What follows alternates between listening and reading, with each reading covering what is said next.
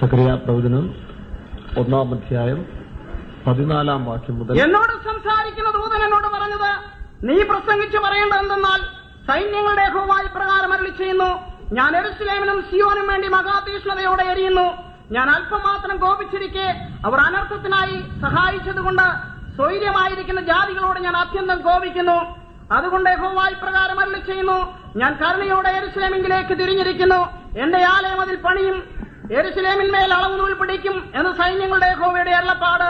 നീ ഇനിയും പ്രസംഗിച്ചു പറയേണ്ടത്, സൈന്യങ്ങളുടെ യഹോവ ഇപ്രകാരം അരുളിച്ചെയ്യുന്നു, എന്റെ പട്ടണങ്ങൾ ഇനിയും അഭിവൃദ്ധി ഹേതുവായി വിശാലത പ്രാപിക്കും. യഹോവ ഇനിയും സിയോനെ ആശ്വസിപ്പിക്കുകയും ഇനിയും യെരൂശലേമിനെ തിരഞ്ഞെടുക്കുകയും ചെയ്യും. ദൈവനാമത്തിന് മഹത്വമുണ്ടാകട്ടെ. കഴിഞ്ഞ ദിവസങ്ങളിൽ ഇസ്രായേലിന്റെ ചില സ്റ്റേജുകളെ കുറിച്ച് നാം പഠിച്ചു വരികയായിരുന്നു. ഇസ്രായേൽ ജനം മിസ്രൈമിന്റെ അടിമകളായിരുന്നു. അവിടെ നിന്ന് വിടുവിക്കപ്പെട്ടു, മരുഭൂമിയിൽ കൂടെ യാത്ര ചെയ്തു. ഒന്നാമത്തെ വാസസ്ഥലമായ സമാഗമന കൂടാരത്തിൽ കൂടെ ദൈവം അവരോട് ഇടപെട്ടു. അതിനുശേഷം 2-ാം സ്റ്റേജിൽ അവരെ രാജാക്കന്മാരുടെ കാലത്തിലേക്ക് കൊണ്ടുവന്നു. കനാൻ ദേശത്തിൽ 300 വർഷം ന്യായാധിപന്മാരും 400 വർഷം രാജാക്കന്മാരും അവരെ ഭരിച്ചു. ദൈവത്തിന്റെ പ്ലാൻ തെറ്റിക്കഴിഞ്ഞപ്പോൾ, ദൈവത്തോട് മത്സരിച്ചപ്പോൾ, ദൈവത്തോട് അഹങ്കാരം കാണിച്ചപ്പോൾ, നിഗളികളായി തീർന്നപ്പോൾ, ദുർമാർഗികളായി മാറിയപ്പോൾ, മൂന്നാമതായി അവർ ദൈവത്തിന്റെ ആലോചനയെ ദൂതന്മാരെ പരിഹസിച്ചു കളഞ്ഞപ്പോൾ അവരൊക്കെയും പ്രവാസത്തിലേക്ക് പോകുന്നതായിട്ട് വന്നു. കാരണം ദൈവം ഉദ്ദേശിച്ചതായ നല്ല ഉദ്ദേശത്തിന്റെ മധ്യേ അവർ വ്യതിചലിച്ചു. ഇസ്രായേൽ ജനം ദൈവത്തിന് വിശുദ്ധ ജനമായി കാണുവാനും ദൈവത്തിന്റെ കൽപ്പനകളെ അനുസരിക്കുവാനും വേണ്ടി വേർതിരിച്ചതായ ജനം ദൈവത്തിന്റെ പദ്ധതിയെ വിട്ടു മാറി. നാം കണ്ടു, അവർ മന്ദിരം മന്ദിരമെന്ന് പ്രശംസിച്ചുകൊണ്ട് ദൈവത്തെ തള്ളിക്കളഞ്ഞു. അങ്ങനെയുള്ളതായ ജനത്തെ പ്രവാസത്തിലേക്ക് അയക്കുകയും ആ 70 വർഷം ഇസ്രായേൽ ബാബിലോൺ ദേശത്തിൽ പ്രവാസികളായി തീർന്നു. ഈ കാലയളവിൽ ഒരു കൂട്ടം ജനം അവന്റെ വാളിന് ഇരയായി തീർന്നു. 36-ാം അധ്യായം വായിച്ചപ്പോൾ അവന്റെ വാളിൻ വായ്ത്തലയാൽ വെട്ടിയെന്നാണ് എഴുതിയിരിക്കുന്നത്. 2 ദിനവൃത്താന്തം 36-ാം അധ്യായത്തിന്റെ 20-ാം വാക്യം വായിക്കാം. വാളിനാൽ വീഴാതെ ശേഷിച്ചവരെ അവൻ ബാബേലിലേക്ക് കൊണ്ടുപോയി. ജനം ദൈവത്തിന്റെ പ്ലാൻ തെറ്റി കഴിഞ്ഞപ്പോൾ ദൈവം വാളിനെ ഏൽപ്പിച്ചു കൊടുത്തു. വാള് ദൈവത്തിന്റെ ന്യായവിധി. വാളെ എന്റെ ഇടയന്റെ നേരെയും, സക്കറിയ പ്രവചനം 13-ാം അധ്യായത്തിൽ വായിക്കുമ്പോൾ ഈ വാള് ഒരു ന്യായവിധിയെ വെളിപ്പെടുത്തുകയാണ്. 13-ാം അധ്യായത്തിന്റെ വാളെ എന്റെ ഇടയന്റെ നേരെയും എന്റെ കൂട്ടാളിയായ പുരുഷന്റെ നേരെയും ഉണരുക എന്ന് സൈന്യങ്ങളുടെ യഹോവയുടെ അരുളപ്പാട്. വായിക്കാം. ആടുകൾ ചിതറിപ്പോകേണ്ടതിന് ഇടയനെ വെട്ടുക, ഞാൻ ചെറിയവരുടെ നേരെ കൈതിരിക്കും. ഒരു ഇടയനെ പോലെ ദൈവം ഇസ്രായേലിനെ നടത്തിക്കൊണ്ട് വന്നെങ്കിലും പിന്നീട് ദൈവം അവരുടെ ഇടയത്വം ഇല്ലാതാക്കി കളഞ്ഞു. വേറെ പുസ്തകത്തിൽ പല സന്ദർഭങ്ങളിൽ ഇടയന്മാരെ വെട്ടിയതായ സന്ദർഭങ്ങളെ കാണാൻ കഴിയുന്നു. യേശുക്രിസ്തുവിന്റെ മരണത്തെയും അതിനോട് ബന്ധപ്പെട്ട് പറയുന്നെങ്കിലും ഇടയത്വമില്ലാത്തൊരു സ്റ്റേജിൽ ഇസ്രായേലിനെ ആക്കി മാറ്റി. അങ്ങനെ ഇസ്രായേൽ ഇടയന്മാരില്ലാത്തതായ സ്റ്റേജിൽ വന്നപ്പോൾ അവർ ഒരു കൂട്ടം പ്രവാസത്തിലേക്ക് പോയി, മറ്റൊരു കൂട്ടര് വാളിനാൽ വീണു, അവർ ചെതറിക്കപ്പെട്ടു പോയതായിട്ട് കാണും. അങ്ങനെ ചെതറിയതായ ജനം ദൈവത്തിന്റെ ഉദ്ദേശം എന്തായിരുന്നു? ദൈവം വാസ്തവത്തിൽ അവരെ ചെതറിക്കുകയായിരുന്നു. അവരുടെ നിഗളവും അഹങ്കാരവും നിമിത്തം അങ്ങനെയുള്ളൊരു ജനത്തെ കനാനിൽ വസിപ്പിക്കേണ്ടത് ആവശ്യമില്ല. ദൈവത്തിന്റെ പദ്ധതി അവരിൽ നിറവേറിയില്ലെന്ന് മനസ്സിലായപ്പോൾ ദൈവം അവരെ ചെതറിക്കുകയാണ് ചെയ്തത്. അങ്ങനെ ചെതറിച്ചതായ ജനത്തിൽ ദൈവം ഉദ്ദേശിച്ചത് തനിക്കുള്ള ഒരു ഗ്രൂപ്പിനെ അവിടുന്ന് വേർതിരിക്കണമെന്നുള്ളതായിരുന്നു. സഫന്യ 3-ാം അധ്യായത്തിൽ വായിക്കുമ്പോൾ 3-ാം അധ്യായത്തിന്റെ 30-ാം വാക്യം മുതൽ വായിച്ച്, അപ്പോൾ സകല ജാതികളും യഹോവയുടെ നാമത്തെ വിളിച്ചപേക്ഷിച്ച് ഏക മനസ്സോടെ അവനെ സേവിക്കേണ്ടതിന് ഞാൻ അവർക്ക് നിർമ്മലമായുള്ള അധരങ്ങളെ വരുത്തും. കൂസ് നദികളുടെ അക്കരെ നിന്ന് എന്റെ നമസ്കാരികൾ എന്റെ ചിതറിപ്പോയവരുടെ സഭ തന്നെ എനിക്ക് വഴിപാട്. ചിതറിപ്പോയവരുടെ സഭ തന്നെ വഴിപാട്. ചിതറിപ്പോയ സഭയെ മുഴുവനും ദൈവം കൈവിട്ടിട്ടില്ല. അതിൽ നിന്ന് ഒരു ഗ്രൂപ്പിനെ ദൈവം വേർതിരിക്കുകയാണ്. സക്കറിയ പ്രവചനത്തിൽ വായിക്കുമ്പോൾ ഇടയനെ വെട്ടി ആടുകൾ ചിതറിക്കപ്പെടുമ്പോൾ ഒരു ചെറിയവരെ കർത്താവ് സന്ദർശിക്കുന്നതായിട്ട് കാണും. ചെറിയവരുടെ നേരെ ഞാൻ എന്റെ കൈ തിരിക്കും. സക്കറിയ പ്രവചനത്തിലെ വാക്യം വായിച്ച്, ഞാൻ ചെറിയവരുടെ നേരെ കൈ തിരിക്കും. ഞാൻ ചെറിയവരുടെ നേരെ കൈ തിരിക്കും. ഇവിടെ നാം വായിക്കുമ്പോൾ ഈ ചെറിയവരെന്ന് ഉദ്ദേശിക്കുന്നത് വെറും ദാരിദ്ര്യവാസം ചെയ്യുന്നവരെന്നുള്ളതല്ല. വിനയം, ധനത്തിൽ താഴ്മയോടും വിനയത്തോടും ജീവിച്ചതായ ഒരു ഗ്രൂപ്പിന്റെ മേലാണ് ദൈവത്തിന്റെ ശ്രദ്ധ. പലപ്പോഴും നമ്മുടെ ആത്മീയ ജീവിതത്തിലും നാം ഇതിനോട് ആത്മീയ കാഴ്ചപ്പാടിൽ പഠിക്കുന്നത് കൊണ്ട് ഇസ്രായേലിനെ പോലെ ദൈവം നമ്മെ വിശ്വാസത്തിൽ കൊണ്ടുവന്ന ഒരു തലമുറയെ ദൈവം അനുഗ്രഹിച്ച് ഭൗമിക സമൃദ്ധിയിൽ ലോകത്തിന്റെ സ്ഥാനങ്ങളിലൊക്കെ ആക്കി വെച്ച് കഴിയുമ്പോൾ മനുഷ്യൻ ദൈവത്തിന്റെ പദ്ധതിയെ മറന്നിട്ട് ഈ ലോകത്തോട് അനുരൂപരായി തീരുന്നതിനാൽ അവർ ഈ ലോകത്തിന്റെ ഗർവവും അഹങ്കാരവും നിഗളവും ഉൾപ്പെട്ടവരായി പോകുന്നതിനാൽ ദൈവത്തിന് അവരുടെ ഇടയിൽ വസിക്കാൻ വേണ്ടിയിട്ട് സാധ്യമല്ല. അങ്ങനെയുള്ളവരെ ലോകത്തിലേക്ക് തന്നെ അവർ ഏൽപ്പിച്ചു കൊടുക്കപ്പെടുകയാണ്. അല്ലെങ്കിൽ ലോകത്താൽ അവര് കളങ്കം പറ്റി നശിക്കുന്നതായിട്ട് കാണാൻ കഴിയും. എന്നാൽ ഈ കാലയളവിലും ഒരു കൂട്ടം ജനം തങ്ങളെ തന്നെ താഴ്ത്തി ചെറിയവരായി ജീവിക്കുന്നതായിട്ട് കാണും. ദൈവം എപ്പോഴും അങ്ങനെയുള്ള ചെറിയവരുടെ നേരെയാണ് കൈ തിരിക്കുന്നത്. ഒരു വലിയ സമൂഹത്തെയോ സഭയോ ദൈവം പ്രതീക്ഷിക്കുന്നില്ല. നമുക്കറിയാം, ആദിമ നൂറ്റാണ്ടിലെ സഭകൾ ഇന്ന് ലോകത്തിലുണ്ട്. അതിന്റെ അവശേഷിക്കുന്ന സമുദായ സഭകൾ ഇന്ന് ലോകത്തിലെല്ലാം ഉണ്ട്. അവർ കോടിക്കണക്കിന് ആത്മാക്കൾ ആ പ്രദേശത്തുണ്ട്. ദൈവം അവരുടെ മേൽ പ്രസാദിക്കും. കോടിക്കണക്കിന് ക്രിസ്ത്യാനികൾ ഇന്ന് ലോകത്തിലുണ്ടെങ്കിലും ദൈവം തന്റെ പദ്ധതിയെ ഉദ്ദേശത്തെ നിറവേറ്റുവാൻ അവരിൽ നിന്നും സമുദായത്തിൽ ജാതിയിൽ നിന്നൊക്കെയും ദൈവം ഒരു കൂട്ടരെ ഈ അന്ത്യകാലത്തിൽ വേർതിരിക്കുകയാണ്. 20-ാം നൂറ്റാണ്ട് പെന്തിക്കോസ്തിന്റെ ശക്തി, പരിശുദ്ധാത്മാവിന്റെ അഭിഷേകം പകർന്നോ വീണ്ടും ദൈവം തന്റെ സഭയെ വീണുപോയ ദാവീദിന്റെ കൂടാരത്തെ പണിതോ മുൻപോട്ട് കൊണ്ടുവരുമ്പോൾ അവരും കുറെ കാലം കഴിയുമ്പോൾ 1-ാം നൂറ്റാണ്ടിലെ സഭയെ നാം നോക്കുമ്പോൾ നല്ല ഉദ്ദേശത്തോട് ആരംഭിച്ച അതേ സഭ അപ്പോസ്തലന്മാരുടെ കാലം തീരുന്നതിന് മുമ്പ് തന്നെ പലരും പിന്മാറ്റത്തിലേക്ക് പോയി. എത്രയോ ദുർമാർഗ ജീവിതത്തിലേക്ക് അവർ മാറിക്കഴിഞ്ഞു. ഒരു കൂട്ടം ജനം ദൈവത്തെ വിട്ട് അകന്നുപോയി. ദേമാസി ലോകത്തെ സ്നേഹിച്ചു പോയി. മറ്റു പലരും ദൈവത്തിൽ നിന്ന് അന്യപ്പെട്ടു പോയി. കോരിന്ത്യ സഭ പാപത്തിൽ വീണു. മറ്റ് ചില സഭകൾ നിഗളത്തിൽ അവശേഷിച്ചു. പക്ഷപാതവും ഗ്രൂപ്പിസവും ആദിമ സഭയിൽ തന്നെ പ്രവേശിച്ചാണ് വേദവസ്തു കാണുന്നു. ആ സ്പിരിറ്റുകൾ വളർന്ന് പിന്നീട് അത് വലിയ അന്ധകാര സ്റ്റേജിലായി. അതിനുശേഷം ഒരു ഉണർവ് 15-ാം നൂറ്റാണ്ടിൽ നമ്മൾ കേട്ടു. അതിനുശേഷം 20-ാം നൂറ്റാണ്ടിൽ ഇങ്ങനെ ഒരു പെന്തിക്കോസ്ത് സഭയെ ദൈവം തുടങ്ങിയെങ്കിലും ഇന്ന് വർഷങ്ങൾ കഴിഞ്ഞതുകൊണ്ട് ഏകദേശം 100 വർഷത്തോളം അടുക്കുന്നതുകൊണ്ട് പെന്തിക്കോസ്ത് സഭകളിലും ഒരു തലമുറ, ആദ്യ തലമുറ ദൈവത്തെ കണ്ടിറങ്ങി വിശുദ്ധീകരണം പ്രാപിച്ച് അക്കരയ്ക്ക് പോയെങ്കിലും മറ്റൊരു കൂട്ടർ ഇന്ന് ഈ വിശ്വാസത്തിന്റെ മാധുര്യം അറിയാതെ അവർ ലോകത്തോട് അന്യവുമായി സാധാരണ മനുഷ്യരെ പോലെ സമ്പാദിക്കുവാനും കരുതുവാനും അല്ലെങ്കിൽ ശേഖരിക്കുവാനും ലോകത്തിന്റെ ഐശ്വര്യങ്ങളിൽ ജീവിക്കാനും വേണ്ടി ഇറങ്ങി തിരിച്ചോ ദൈവത്തിന്റെ ആ തേജസ് മഹിമയെ നഷ്ടപ്പെടുത്താൻ കാണും. അങ്ങനെയുള്ള അനുഭവത്തിൽ അവർ എന്നേക്കും വാളാൽ വീണുപോവുകയാണ്. എന്നാൽ മറ്റൊരു കൂട്ടർ എന്ത് ചെയ്യുന്നു? അവർ ലോകത്തിൽ ഇവിടെ ജീവിക്കുന്നെങ്കിലും ഹൃദയാന്തർഭാഗത്തിൽ ദൈവത്തോടുള്ള ബന്ധം കളയുന്നില്ല. അപ്പോഴും അവരും ബാബേൽ പ്രവാസത്തിലാണ് നമ്മൾ ഇന്നലെ കണ്ടു. ജഡത്തിന്റെയും ലോകത്തിന്റെയും ശക്തി അവരെ ഭരിക്കുന്നതിനാൽ ഉദ്ദേശിക്കുന്ന വിധത്തിൽ അവരെ മുൻപോട്ട് ദൈവത്തിലേക്ക് അടുക്കുവാൻ നമുക്ക് സാധിക്കാതെ വരുന്നു. അവരോടുള്ള അപ്പോസ്തലൻ പറഞ്ഞു, അയ്യോ ഞാൻ അരിഷ്ട മനുഷ്യൻ. ആ ബദ്ധനിൽ അല്ലെങ്കിൽ ക്യാപ്റ്റീവ് ഒരു വിടുതൽ അവിടെയും ആഗ്രഹിക്കുന്നതായിട്ട് കാണും. അയ്യോ ഞാൻ അരിഷ്ട മനുഷ്യൻ ആരെന്നെ വിടുവിക്കും. ഈ അരിഷ്ടാവസ്ഥയിൽ നിന്ന് വിടുവിക്കപ്പെടുന്ന ഒരു കൂട്ടരുണ്ട്. അതാണ് ചെറിയ കൂട്ടം. ചെറിയ ആട്ടുകൂട്ടമേ നിങ്ങൾ ദൈവം ആഗ്രഹിക്കുന്നപ്പോഴും മൈനോറിറ്റിയിലാണ്. അതിന്റെ അർത്ഥം ദൈവ സത്യത്തിനു വേണ്ടി ജീവിക്കുന്നവർ മൈനോറിറ്റി ആണെങ്കിലും ദൈവത്തിന് അവിടാണ് കാര്യം. നോഹയുടെ കാലത്തിൽ 8 പേരെ മാത്രം ദൈവം സൂക്ഷിച്ചു. ദൈവത്തിന്റെ വചനം അനുസരിച്ചവരെ ദൈവം സൂക്ഷിച്ചു. ഈ കാലങ്ങളിൽ കർത്താവിന്റെ വരവിന് വേണ്ടി ഒരുക്കപ്പെടാൻ ആഗ്രഹിക്കുന്നവർ തങ്ങളെ തന്നെ താഴ്ത്തി മുൻപോട്ട് വരിക എന്നുള്ളതാണ് ദൈവത്തിന്റെ ഉദ്ദേശം. ഇസ്രായേൽ യാത്രയെക്കുറിച്ച് നാം പഠിക്കുമ്പോൾ അവർ കാദേശ് ബർണായിൽ ഏകദേശം 38 വർഷക്കാലം സമൃദ്ധിയിൽ ജീവിച്ചു വരുന്നതായിട്ട് കാണും. ചെങ്കടൽ കടന്നു, സീനായി കടന്നു, കാദേശ് ബർണായിൽ എസ്കോൾ പള്ളത്താക്കിലെ സമൃദ്ധിയായ ഫലപുഷ്ടികളെല്ലാം അനുഭവിച്ച് ജീവിക്കുമ്പോൾ അവർ വിചാരിച്ച് വളരെ ഈസി ആയിട്ട് അങ്ങോട്ട് ഖരാനിൽ പ്രവേശിക്കാമെന്നാണ്. അങ്ങനെ ഒരു സമൃദ്ധിയുടെ കാലത്തിൽ അവർ കഴിയുമ്പോഴാണ് സംഖ്യാപുസ്തകം 21-ാം അധ്യായത്തിൽ അവിടെ മോശയിൽ കൂടെ അനൗൺസ്മെന്റ് ചെയ്യുന്നു, നിങ്ങൾ തിരിഞ്ഞ് ചെങ്കടൽ വഴിയായി, ചെങ്കടൽ മീൻസ് ചെങ്കടൽ ഓരം വഴിയായി നിങ്ങൾ കനാലിലേക്ക് പ്രവേശിക്കാൻ പറയും. നോക്കി, ഇസ്രായേൽ ജനം ചെങ്കടൽ കടന്നവരാണ്. ചെങ്കടൽ കടന്ന് യാത്ര ചെയ്ത് മരുഭൂമി യാത്ര ചെയ്ത് കനാൻ ദേശത്ത് കാദേശ് ബർണായിൽ എത്തിയതാണ്. കാദേശ് ബർണായിൽ 38 വർഷക്കാലം ഒരു സമൃദ്ധിയുടെ ജീവിതം കഴിച്ചവരാണ്. ആ സമൃദ്ധിയുടെ ജീവിതം കഴിഞ്ഞപ്പോൾ പിന്നീട് മരുഭൂമിയിൽ യാത്ര ചെയ്യാൻ അവർക്കൊരു മടി. ഒരുപക്ഷെ അവര് പുഷ്ടിപിടിച്ചവരായി കാണും. ഈ പഴയ കഷ്ടാനുഭവങ്ങളുടെ കൂട്ടായ്മ അനുഭവിക്കാൻ അവർക്കൊരു മടി. അവർക്കൊരു ഷോർട്ട് കട്ട് കാണുകയാണ്. അവർ വിചാരിച്ച് ഇതുവഴി അങ്ങോട്ട് കനാനിൽ പ്രവേശിക്കണം. പക്ഷേ ദൈവം അവരെ ചെങ്കടൽ വഴിയായിട്ട് വീണ്ടും നടത്താൻ, ചെങ്കടൽ ഓരം വഴിയായിട്ട് ദൈവം നടത്താൻ ആഗ്രഹിക്കുന്നു. എന്തിനുവേണ്ടി? അതിന്റെ ഉദ്ദേശം ആ 21-ാം അധ്യായം നമ്മൾ വായിക്കുമ്പോൾ അവിടെ 4 വലിയ ശക്തികളെ ജയിക്കേണ്ടതായിട്ടിരിക്കുന്നു. സംഖ്യാപുസ്തകം 21-ാം അധ്യായം അതിന്റെ 4-ാം വാക്യം വായിച്ച്. പിന്നെ അവർ ഏതോം ദേശത്തെ ചുറ്റിപ്പോവാൻ ഹോർ പർവ്വതത്തെങ്കിൽ ചെങ്കടൽ വഴിയായി യാത്ര പുറപ്പെട്ടു. വഴി നിമിത്തം ജനത്തിന്റെ മനസ്സ് ക്ഷീണിച്ചു. ഇവിടെ നോക്കുക, ഇസ്രായേൽ ജനം കാദേശിൽ സമൃദ്ധിയായ ഒരു ജീവിതം ചെയ്യുമ്പോൾ ആ സമൃദ്ധിയായ ജീവിതം ചെയ്തുകൊണ്ടിരുന്ന ജനത്തെ ആ സമൃദ്ധിയിൽ കൂടെ അങ്ങോട്ട് കനാനിൽ പ്രവേശിക്കുമെന്ന് അവർ വിചാരിച്ചു. പക്ഷെ ദൈവത്തിന്റെ ഉദ്ദേശം അവരെ മനഃപൂർവ്വം കഷ്ടപ്പെടുത്തുക എന്നുള്ളതല്ല. പിന്നെയോ അവരെന്ത് ചെയ്യണം? തിരിഞ്ഞ് ചെങ്കടൽ വഴിയായി യാത്ര പുറപ്പെടാൻ ദൈവം ആവശ്യപ്പെട്ടു.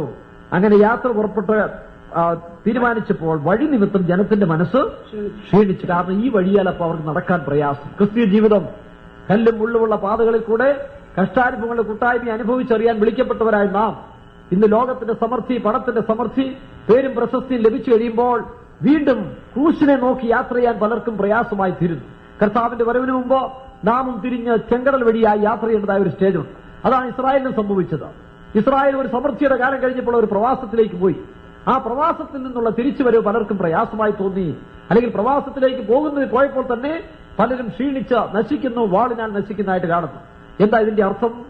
നാം ഇനിയും കനാനിൽ പ്രവേശിക്കണമെങ്കിൽ കനാനിൽ പ്രവേശിക്കുന്നതിന് മുമ്പ് ചില വലിയ ശക്തികളെ അവിടെ ജയിക്കേണ്ടതായിട്ടുണ്ട്. 21 അധ്യായം നമ്മൾ വായിക്കുമ്പോൾ അവിടെ 21 വാക്യത്തിൽ അമാലേക്കിന്റെ രാജാവായ പെട്ടെന്ന് വായിച്ചുവിടാം. അവിടെ നിന്ന് ഇസ്രായേൽ അമോര്യരുടെ രാജാവായ സീഹോന്റെ അടുക്കൽ ദൂതന്മാരെ അയച്ചു. ഞാൻ 24 വാക്യം വായിക്കുമ്പോൾ ഇസ്രായേൽ അവനെ വാളിന്റെ വായത്തിലയാൽ വെട്ടി. അടുത്തത് അർണോൻ മുതൽ യാബോക്ക് വരെയും അമോന്യരുടെ അതിർ വരെയും ഉള്ള അവന്റെ ദേശത്തെ കൈവശമാക്കി. 28 വാക്യത്തിൽ വായിക്കുമ്പോൾ അവിടെ മോവാബിലെ രാജാവായ ആരിനെയും, പിന്നീട് താഴോട്ട് വായിക്കുമ്പോൾ ബാഷാൻ രാജാവായ 33 വാക്യം ചേർത്ത് വായിച്ച്, പിന്നെ അവർ തിരിഞ്ഞ് ബാഷാൻ വഴിയായി പോയി ബാഷാൻ രാജാവായ ഓഗ് തന്റെ സകല ജനവുമായി അവരുടെ നേരെ പുറപ്പെട്ടു. താഴോട്ട് വായിക്കുമ്പോൾ അമോര്യ രാജാവിനായ സീഹോനോട് ചെയ്തതുപോലെ അവനെയും ചെയ്യുമെന്ന് പറഞ്ഞ് അവസാനത്തിൽ ആ ബാഷാൻ രാജാവിനെയും വെട്ടിക്കൊന്നു. ഈ 4 ശക്തികൾ അന്ത്യകാലത്തിൽ നമ്മോട് പോരാടുന്ന 4 ദുഷ്ടശക്തിയാണ്. മോവാബ്, ഗർവം, നിഗളം. അവസാന സമയങ്ങളിൽ ദൈവമക്കളിൽ വ്യാപരിക്കുന്ന 4 ശക്തിയിൽ ഒന്നാണ് മോവാബിന്റെ ആത്മാവ്. കനാൻ ദേശത്തിൽ നിന്ന് പുറപ്പെടാൻ കാദേശ് ബർണയിൽ ജീവിച്ച ജനം അവിടെ നിന്ന് വേണം കനാൻ ദേശത്തിലേക്ക് പോകാമായിരുന്നു. പക്ഷേ ഈ കാദേശ് ബർണയിൽ ജീവിതത്തിൽ അവരിൽ 4 ദുഷ്ടശക്തികളിൽ അവരിൽ വ്യാപരിച്ചിട്ടുണ്ടായിരുന്നു. ഈ ശക്തി കൂടെ ഉപേക്ഷിക്കപ്പെട്ട് ജയം പ്രാപിച്ചെങ്കിൽ മാത്രമേ ഖനാനിൽ അവരെ വസിപ്പാൻ സാധിക്കുകയുള്ളൂ. ഇതുപോലെയാണ് ഈ ഇന്റർവെൽ ടൈം ദൈവം നമുക്ക് തന്നിരിക്കുകയാണ്. നാം ക്രിസ്തീയ ജീവിതത്തിൽ വന്ന ഇപ്പോൾ നമ്മളൊരു സമൃദ്ധിയുടെ കാലത്ത് കാണുകയാണ്. ഭൗമികമായ ഒരു സമൃദ്ധി, പണത്തിന്റെ സമൃദ്ധി, ഭക്ഷണത്തിന്റെ സമൃദ്ധി, ഒരു ദേശത്തിൽ നമുക്ക് സ്വസ്ഥത. ഈ സമാധാന സ്വസ്ഥതയും വന്നതിനാൽ നമ്മുടെ ജീവിതത്തിൽ പ്രവേശിച്ച ചില ദുഷ്ടശക്തികൾ അവശേഷിക്കുന്നു. ഇതിനെ ഇല്ലായ്മ ചെയ്യുവാൻ വീണ്ടും കഷ്ടതയിൽ കൂടെ നാം നടക്കേണ്ടിയിരിക്കും. അവരെ താഴ്ത്തുവാൻ ദൈവം പ്രസാദിച്ചതുപോലെ നാമും ഈ കഷ്ടതയിൽ കൂടെ താഴ്ന്നു കഴിയുമ്പോൾ, ദൈവത്തെ അനുസരിച്ച് നാം ഇറങ്ങിക്കഴിയുമ്പോൾ ദൈവം നമ്മെ ബലപ്പെടുത്തുകയും ശക്തീകരിക്കുകയും നമ്മുടെ മുൻപിലുള്ള 4 പ്രാകൃത ശക്തിയെ നമുക്ക് ജയിക്കാൻ സാധിക്കും. ചുരുക്കമായി പറഞ്ഞാൽ, ഒന്ന് മോവാബ് എന്നെ വെളിപ്പെടുത്തുന്നു, ഗർവം, നിഗളത്തെ വെളിപ്പെടുത്തുന്നു. നമ്മുടെ ജീവിതത്തിൽ ക്രിസ്തീയ ജീവിതത്തിന്റെ യാത്രയുടെ ഈ അവസാന ഘട്ടത്തിലെത്തുമ്പോൾ നമ്മിൽ പലരും നിഗളികളായി മാറുകയാണ്, താഴ്മയില്ലാത്തവരായി തീരുന്ന ഒരു സ്വഭാവം നമ്മിലുണ്ട്. രണ്ടാമത്തെ ശക്തി ഏതാ? അമോന്യരുടെ ശക്തി. അമോന്യർ എന്ന് പറഞ്ഞാൽ എന്താ? മോവാബിയെ പോലൊരു വലിയൊരു ശക്തിയാണ് അമോന്യർ. മറ്റൊന്നാണ് എമോര്യർ. നാലാമതായി ബാഷാൻ. ഈ 4 ശക്തികളെ ജയിക്കേണ്ടിയിരിക്കും. അമോന്യർ എന്ന് പറയുന്നാൽ നമുക്കറിയാം, അത് പരസംഗത്തിന്റെ ആത്മാവാണ്. ഈ കാലങ്ങളിൽ ഒരു വേർപാട് ജീവിതമില്ലാത്ത അനുഭവത്തിലേക്ക് മനുഷ്യൻ പോവുകയാണ്. ഒരു കുടുംബ ജീവിതത്തിലായാലും സാമൂഹിക ജീവിതത്തിലായാലും മനുഷ്യൻ ഇന്നൊരു വേർപാട് ജീവിതം നോക്കാതെ പരസംഗത്തിന്റെ ആത്മാവിനാൽ മനുഷ്യൻ പിടിക്കപ്പെട്ടു പോകുന്നൊരു കാലമാണ്. ആത്മീയ ഗോളത്തിലും വ്യവസ്ഥകൾ തെറ്റിച്ച് പെട്ടെന്ന് ഭാവത്തിലേക്ക് മനുഷ്യൻ പോകാൻ തക്കവണ്ണം ഒരു സ്പിരിറ്റ് മനുഷ്യന് വ്യാപരിച്ചുകൊണ്ടിരിക്കുകയാണ്. ഇസ്രായേൽ സിത്തീമിൽ പാളയിറങ്ങിയപ്പോൾ അവരിൽ പരസംഗത്തിന്റെ ആത്മാവ് വ്യാപരിച്ചതിനാൽ 23,000 പേർ വീണതായിട്ട് കാണും. ജനത്തിനും ആത്മീയ ഗോളത്തിനും ഇന്ന് അവരുടെ വിരുദിനെ തെറ്റിക്കുവാൻ തക്കവണ്ണം ഒരുപക്ഷെ ജഡത്തിൽ അവർ പാപം ചെയ്യുന്നില്ലേലും മനസ്സിൽ അന്യ ആഗ്രഹങ്ങളും മോഹങ്ങളും കയറി പരസംഗത്തിന്റെ ആത്മാവിന് അവർ അടിമയായിത്തീർന്നു. മറ്റൊന്ന് എമോര്യരുടെ ആത്മാവ്. എമോര്യരെ വെളിപ്പെടുത്തുന്നു. എമോര്യരെ കുറിച്ച് വായിക്കുമ്പോൾ ദാൻ ഗോത്രത്തെ എമോര്യർ തിക്കിത്തള്ളി, പർവ്വതത്തിൽ തിക്കിത്തള്ളി അവരെ പുറത്താക്കിയിട്ട് ദാൻ ഗോത്രത്തിന്റെ അവകാശം എമോര്യർ പിടിച്ചെടുക്കുന്നതായിട്ട് ന്യായാധിപന്മാരുടെ പുസ്തകത്തിൽ കാണുന്നു. എമോര്യർ എന്ന് പറഞ്ഞാൽ പരിഹാസികൾ. യൂദായുടെ ലേഖനത്തിൽ വായിക്കുമ്പോൾ അന്ത്യകാലത്തിൽ ഭക്തികെട്ട മോഹങ്ങളെ അനുസരിച്ച് നടക്കുന്ന പരിഹാസികൾ ദൈവത്തിന്റെ സഭയിൽ ഉണ്ടാകുമെന്ന് നാം കാണുന്നു. അവർ മഹിമകളെ ദുഷിക്കുന്നു, കർത്തൃത്വത്തെ തുച്ഛീകരിക്കുന്നു, മനസ്സ് അവരുടെ ബോധിച്ച പോലെ നടക്കുന്ന പരിഹാസികൾ. അതാണ് എമോര്യർ എന്ന് പറയുന്നത്. നാലാമത് ബാഷാൻ. യേശുക്രിസ്തു മരണസമയത്തിൽ താനിങ്ങനെ പറയുന്നു, ബാഷാൻ കൂറ്റന്മാർ അവരെന്നെ വളഞ്ഞു. അത് മരണഭയത്തെ കാണിക്കുന്നു. ഇന്ന് അവസാന കാലഘട്ടത്തിലേക്ക് വന്നപ്പോൾ ദൈവമക്കൾ പലരും മരണത്തെ ഭയപ്പെടുകയാണ്. രോഗശാന്തി സത്യങ്ങളിൽ, ദൈവിക രോഗശാന്തിയിൽ വീറോടെ തീഷ്ണതയോടെ നിന്നതായ അനേക ദൈവമക്കളും അനേക വർഷങ്ങൾ രോഗശാന്തി സത്യത്തിൽ പിടിച്ചു നിന്ന മനുഷ്യർ ഈ കാലാവസാനത്തിൽ വന്നപ്പോൾ അവർക്കതിനെ ഭയമായിത്തീരുന്നു. മരിക്കുമെന്ന് ചിന്തിക്കുമ്പോൾ തന്നെ ഒരു ഭയപ്പെടുന്നു. ആ ഭയത്തിനാൽ എന്ത് ചെയ്യുന്നു? ദൈവത്തോടുള്ള വിശ്വാസത്തെ തള്ളി വീണ്ടും വൈദ്യനെയും മരുന്നിനെ ആശ്രയിക്കാൻ പോകുന്നവരാണ്. ഒരു കാലത്ത് ദൈവത്തിൽ നിന്ന് ആശ്വാസം സൗഖ്യം പ്രാപിച്ചവർ എന്തുകൊണ്ടാണ് അങ്ങനെ പിന്മാറിപ്പോകുന്നത്? അവർക്ക് മരണത്തെ ഭയപ്പെടുന്നു. മരണം അവരുടെ മുൻപിൽ കാണുമ്പോൾ ഭയപ്പെടുന്നു, വിറയ്ക്കുന്നു. എങ്ങനെയും കുറച്ചു കാലങ്ങൾ നിന്ന് പിടിക്കുവാൻ വേണ്ടി അവർ മനുഷ്യനെ ആശ്രയിച്ചോ പണവും കൊടുത്തോ അങ്ങനെ ഒരു കാലം നമ്മുടെ പെന്തിക്കോസ്ത് ഗോളത്തിൽ കാണുകയാണ്. ഈ ബാഷാന്റെ ആത്മാവ്, ബാഷാൻ കൂറ്റന്മാർ, മരണഭയം, ആ മരണത്തെ കൂടെ ജയിച്ചവരാണ് യോർദാനിലേക്ക് വരുമ്പോൾ. നോക്കിയേ, ഈ ചെങ്കടൽ വഴിയായി വീണ്ടും വന്നതിന്റെ ഉദ്ദേശം വീണ്ടും അവരെ ചെങ്കടലിൽ ഇറക്കാൻ വേണ്ടിയല്ല, അവരെ താഴ്ത്തിയതിന്റെ ഉദ്ദേശം. അങ്ങനെ താഴ്ത്തപ്പെട്ടതായ ജനം ദൈവത്തിന്റെ കൃപ പ്രാപിച്ച് ദൈവശക്തി പ്രാപിച്ചു കഴിഞ്ഞപ്പോൾ അവർക്ക് എന്ത് ലഭിച്ചു? ഇതുവരെയും നേരിടാത്ത 4 അന്ധകാര ശക്തി, അല്ലെങ്കിൽ 4 കൂറ്റൻ ശക്തികളെ അവർക്ക് ജയിക്കാൻ സാധിച്ചു. അമാലേക്കിന് ഉൾപ്പെടെ ഈ ശക്തികളെ കാണിക്കുന്നു. അമാലേക്കിൻ ജഡത്തെ കാണിക്കുകയാണ്. 5ാമത്തെ ശക്തിയാണ് അമാലേഖ്യൻ. അത് ജഡത്തെ കാണിക്കുകയാണ്. ജഡത്തെയും ലോകത്തെയും പാപത്തെയും സാത്താനെയും ജയിച്ചു വരുന്ന വിശുദ്ധന്മാർക്ക് വേണ്ടിയാണ് ഈ ലോകം തുറന്നു കൊടുക്കുന്നത്. അവരാണ് കാഹള ശബ്ദം ധരിക്കുമ്പോൾ കർത്താവിന്റെ വരവിൽ എടുത്തുകൊള്ളപ്പെടുന്നവർ. ഇസ്രായേൽ ജനവും ഈ 4-5 ശക്തികളെയും ജയിച്ചു വന്നപ്പോൾ അവർ യോർദാന്റെ കരയിൽ വന്നു. യോർദാന്റെ കരയിൽ വന്നപ്പോൾ മോശ ആ കാലത്തില്ല. അവരെ നടത്തിയ മോശ ഇല്ല. അപ്പോൾ യോശുവ ദൈവം പറയുന്നു, നീ അവരോട് പറ, പുരോഹിതന്മാർ പെട്ടവുമായിട്ട് ഇറങ്ങിക്കാട്ടെ. അവരുടെ കാൽ യോർദാന്റെ വെള്ളത്തെ തൊട്ടപ്പോൾ യോർദാൻ 2ആയി പിരിഞ്ഞു. ജനം, വിശുദ്ധീകരിക്കപ്പെട്ട ജനം അവരെന്ത് ചെയ്തു? ആനന്ദഘോഷത്തോടെ ഉല്ലാസത്തോടെ അവർ യോർദാൻ കടന്നക്കരയ്ക്ക് പോവുകയാണ്. വീണ്ടെടുക്കപ്പെട്ട യഹോവയുടെ വിമുക്തന്മാർ ഉല്ലാസത്തോടെ സിയോനിലേക്ക് മടങ്ങി വരുന്നു. നോക്കിയേ, വീണ്ടും അവർ ചെങ്കടൽ വഴിയായി വന്ന് ദൈവത്തിന്റെ ഹിതം ചെയ്യുവാൻ തീരുമാനിച്ചതായ ജനം ചെങ്കടൽ ദൈവേഷ്ടത്തെ കാണിക്കുകയാണ്. ഒരിക്കൽ നാം സ്നാനപ്പെട്ട് ദൈവേഷ്ടത്തിനായി സമർപ്പിച്ചെങ്കിലും ഈ കാലദൈർഘ്യവും ഇന്നത്തെ സ്വാതന്ത്ര്യവും നമ്മെ ദൈവഹിതത്തിൽ നിന്ന് അന്യപ്പെടുത്തിയിരിക്കുകയാണ്. വീണ്ടും നാം ചെങ്കടൽ വഴിയായി കഷ്ടാനുഭവങ്ങളുടെ പാതയെ കൂടെ തെരഞ്ഞെടുത്തോ അവന്റെ ഇഷ്ടം ചെയ്യുവാൻ നമ്മൾ തീരുമാനിക്കുന്നെങ്കിൽ ദൈവം കൃപ തരികയും തന്നെ നമ്മുടെ ജീവിതത്തിൽ ദൈവത്തിന്റെ ശക്തി വ്യാപരിക്കുകയും ഈ 5 ശക്തികളെ നമുക്ക് ജയിക്കാൻ സാധിക്കും. 5 വലിയ ശക്തികളെ ജയിച്ചു വരുന്ന വിശുദ്ധന്മാർക്ക് വേണ്ടിയാണ് യോർദാൻ പിരിഞ്ഞു കൊടുക്കുന്നത്. സോപാലേഖന 7-ാം അധ്യായത്തിൽ പറയുന്നു, ബദ്ധന്മാർ ബാബേൽ പ്രവാസത്തിൽ കഴിയുന്നത് പോലെ ഈ ഭക്തൻ വിളിച്ചു പറയുകയാണ്, അയ്യോ ഞാൻ അരിഷ്ട മനുഷ്യൻ, ആരെന്നെ വിടുവിക്കും? അവിടെ എന്താ പറഞ്ഞിരിക്കുന്നത്? കർത്താവായ യേശുക്രിസ്തുവിന്റെ ആത്മാവിന്റെ പ്രമാണം എന്നെ പാപത്തിന്റെയും മരണത്തിന്റെയും ശക്തിയിൽ നിന്ന് വിടുവിച്ചു. ഹേ മരണമേ, നിന്റെ ജയം എവിടെ? നാമും മരണത്തെ ജയിച്ചോ വിശുദ്ധന്മാരും കൂടെ എടുക്കപ്പെടണമെങ്കിൽ ഈ മരണഭയം ബാശാന്യ ശക്തിയെ കൂടെ നാം ജയിക്കേണ്ടിയിരിക്കുന്നു. ജഡം, പിന്നെ ലോകം, സാത്താൻ, മരണത്തെയും ജയിക്കുന്ന വിശുദ്ധന്മാരാണ് ഈ ശരീര രൂപാന്തരം പ്രാപിക്കുന്നത്. അവർക്ക് വേണ്ടി യോർദാൻ പിരിഞ്ഞു കൊടുക്കും. അവർക്ക് മരണത്തെ ഭയപ്പെടേണ്ട ആവശ്യം ഇല്ല. അവരെന്ത് പറയും? മരണത്തെ മുമ്പിൽ കാണുമ്പോൾ ഹേ മരണമേ, നിന്റെ ജയം എവിടെ? ഈ ഇസ്രായേലിനെ പ്രവാസത്തിൽ വിട്ടതിന്റെ ഉദ്ദേശവും ഇതാണ്. ആ പ്രവാസത്തിൽ പോയ ജനം മടങ്ങി വന്നപ്പോൾ അവർ വിലപിച്ചുകൊണ്ട് വരികയാണ്, കരഞ്ഞുകൊണ്ട് വരികയാണ്. അവർ ദൈവത്തോട് നിലവിളിക്കുകയാണ്.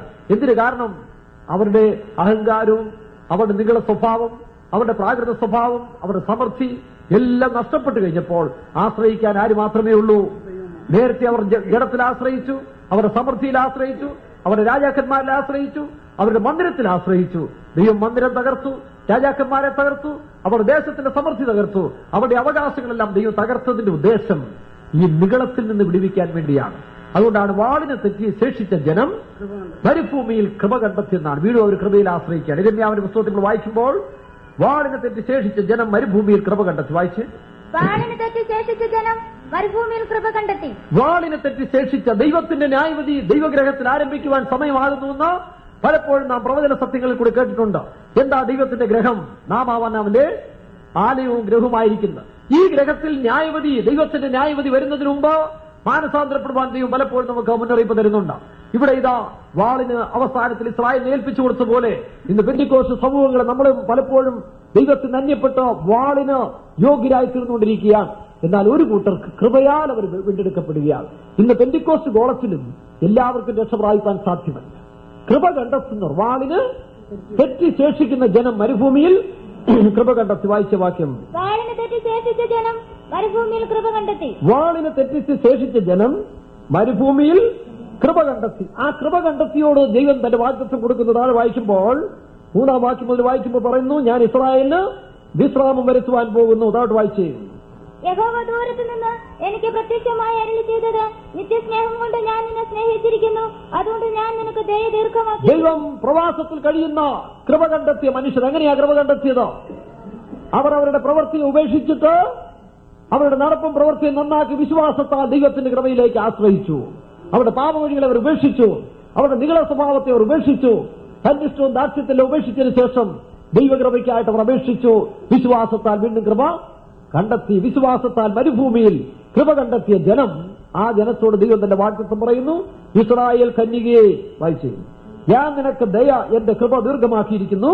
ഇസ്രായേൽ കന്യകയെ വായിച്ചു, ഇസ്രായേൽ കന്യകയെ ഞാൻ നിനക്ക് വീണ്ടും അഭിവൃദ്ധി വരുത്തുകയും ദൈവം വീണ്ടും തന്റെ ജനത്തോട് പറയുകയാണ്, കൃപ കണ്ടെത്തിയ ജനക്ക് ഞാൻ അഭിവൃദ്ധി വരുത്താൻ പോവുകയാണ്. പിന്നെ നീ അഭിവൃദ്ധി പ്രാപിക്കുകയും ചെയ്യും. നീ ഇനിയും ചേലോട് കപ്പം എടുത്തുകൊണ്ട് സന്തോഷിച്ച് 6-ാം വാക്യം ചേർത്ത് വായിച്ച്, എഴുന്നേൽപ്പിൻ.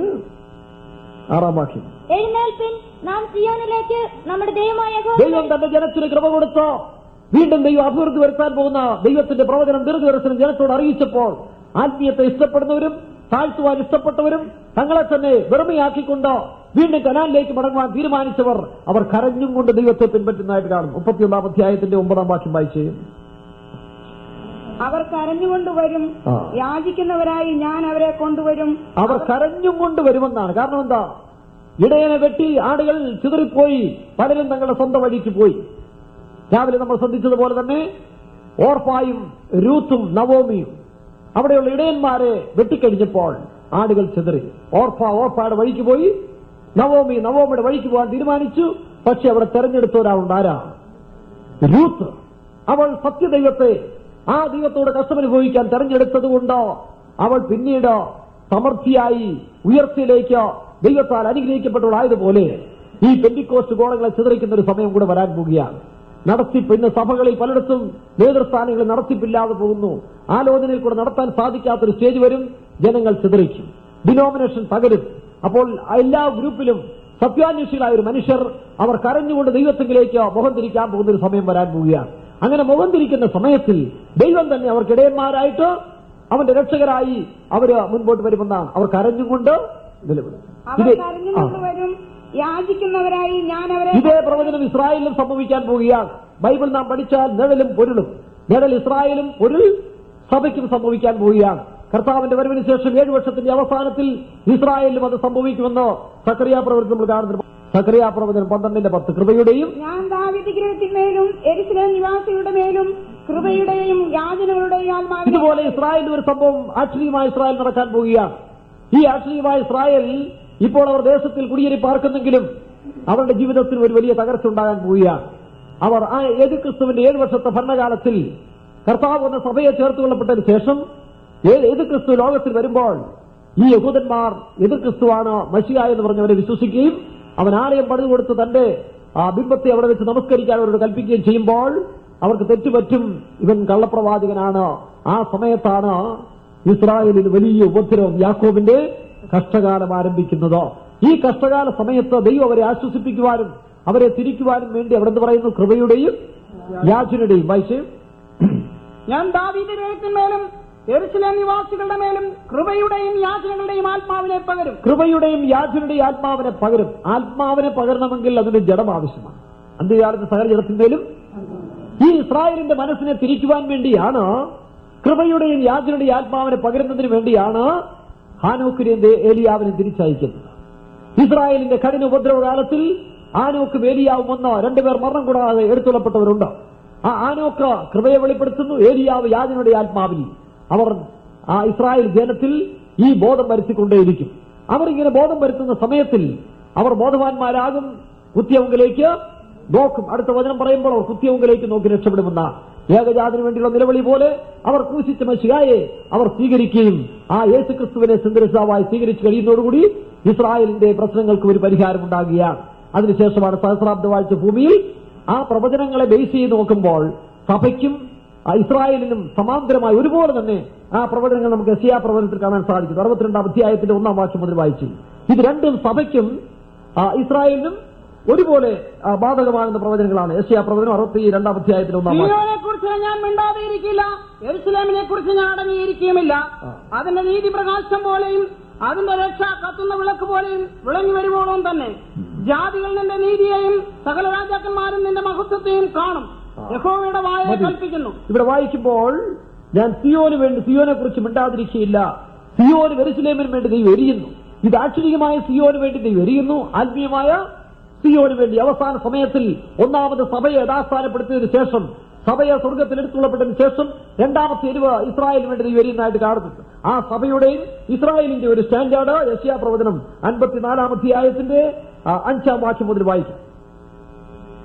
നിന്റെ പിതാവാകുന്നു നിന്റെ ഭർത്താവ്, സൈന്യങ്ങളുടെ യഹോവ എന്നാകുന്നു അവന്റെ നാമം, ഇസ്രായേലിന്റെ പരിശുദ്ധനാകുന്നു നിന്റെ വീണ്ടെടുപ്പുകാരൻ, സർവ്വഭൂമിയുടെയും ദൈവമെന്ന് അവൻ വിളിക്കപ്പെടുന്നു. 6-ാം വാക്യത്തിൽ നമ്മൾ വായിക്കുമ്പോൾ ഉപേക്ഷിക്കപ്പെട്ടോ മനോവസരത്താലിരിക്കുന്ന സ്ത്രീയെ എന്ന പോലെ. എപ്പോൾ അവൾ ഉപേക്ഷിക്കപ്പെട്ടു? ദൈവത്തിന്റെ ആലോചന പ്രകാരം നെബൂഖദ്നേസറിന്റെ കയ്യിൽ ഇസ്രായേൽ ജനം വിട്ടുകൊടുക്കപ്പെട്ട ശേഷം ദൈവത്താൽ ഉപേക്ഷിക്കപ്പെട്ടവളായി 70 വർഷം അവൾ കഴിഞ്ഞതുപോലെ നാമും ആത്മീയത്തിൽ പരിശുദ്ധാത്മാവിനെ പ്രാപിച്ച് ദൈവകൃപയിൽ അനുഭവിച്ചതായ മനുഷ്യർ നമ്മുടെ സ്വന്തം വഴികളെ തെരഞ്ഞെടുത്തു കഴിഞ്ഞപ്പോൾ ദൈവം നമ്മെ ഉപേക്ഷിച്ചതുപോലെ തോന്നുന്നു. പണ്ട് നമുക്ക് ദർശനമുണ്ടായിരുന്നു, വെളിപ്പാടുണ്ടായിരുന്നു, ദൈവശബ്ദം കേൾക്കുമായിരുന്നു, ദൈവത്തിൽ സന്തോഷിപ്പാൻ സാധിക്കുമായിരുന്നു. ആനന്ദവും സന്തോഷവും പലരെ വിട്ടുപോയി. കാരണം ബാബേൽ പ്രവാസത്തിൽ കഴിയുകയാണ്. ഇസ്രായേൽ ജനത്തെ സന്ദർശിച്ചപോലെ വീണ്ടും തന്റെ ജനത്തെ ദൈവം സന്ദർശിക്കാൻ പോവുകയാണ്. പെന്തിക്കോസ്ത് വേളത്തിൽ വീണ്ടും ദൈവം തന്റെ സന്ദർശനത്തെ അയച്ചോ അവരെ വീണ്ടും ആ സ്വദേശത്തേക്കോ ആ ആത്മീയ അനുഭവത്തിലേക്ക് തന്നെ യഥാസ്ഥാനപ്പെടുത്തുന്ന ഒരു വാക്യമാണ് നമുക്കിവിടെ കാണാൻ കഴിയുന്നത്. 54-ാം അധ്യായത്തിന്റെ 10 വായിക്കുമ്പോൾ അല്പനേരത്തേക്ക് മാത്രം ഞാൻ നിന്നെ ഉപേക്ഷിച്ചു, എങ്കിലും മഹാകരുണയോടെ ഞാൻ നിന്നെ ചേർത്തുകൊള്ളും. ക്രോധാധിക്യത്തിന് ഞാൻ ക്ഷണനേരത്തേക്ക് എന്റെ മുഖം നിനക്ക് മറച്ചു. 10-ാം വാക്യം വായിച്ച് പർവ്വതങ്ങൾ മാറിപ്പോകും, കുന്നുകൾ നീങ്ങിപ്പോകും, എങ്കിലും എന്റെ ദയ നിന്നെ വിട്ടുമാറുകയില്ല, എന്റെ സമാധാന നിയമവും നീങ്ങിപ്പോകുകയില്ല. 11-ാം വാക്യത്തിൽ നമ്മൾ വായിക്കുമ്പോൾ അരിഷ്ടയും കൊടുങ്കാറ്റിനാൽ അടിക്കപ്പെട്ട ആശ്വാസമറ്റുള്ളവായുള്ളവേ.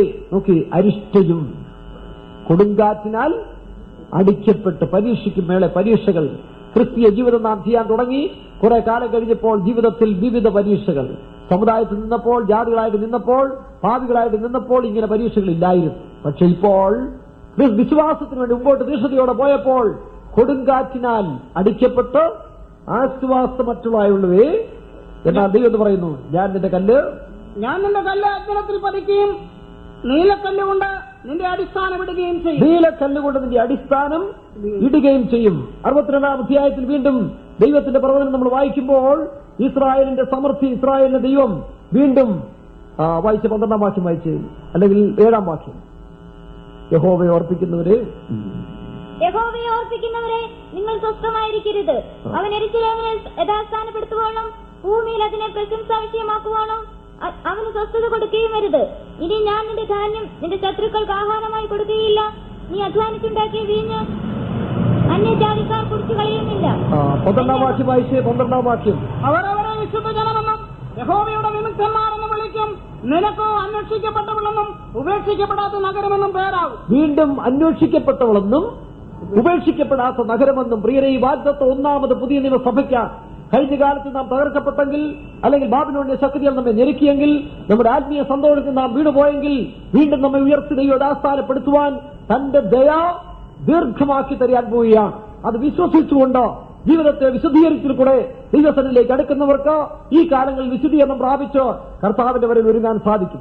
യെശയ്യാപ്രവചനം 65-ാം അധ്യായത്തിൽ നമ്മൾ വായിക്കുമ്പോൾ അവിടെ പറയുന്നു, ഇതാ ഞാൻ പുതിയ ആകാശവും പുതിയ ഭൂമിയും സൃഷ്ടിക്കുന്നു. വായിച്ചു 17-ാം വാക്യം. അതെ, ഇതാ ഞാൻ പുതിയ ആകാശവും പുതിയ ഭൂമിയും സൃഷ്ടിക്കുന്നു, മുമ്പിലത്തവ ആരും ഓർക്കുകയില്ല, ആരുടെയും മനസ്സിൽ വരികയുമില്ല.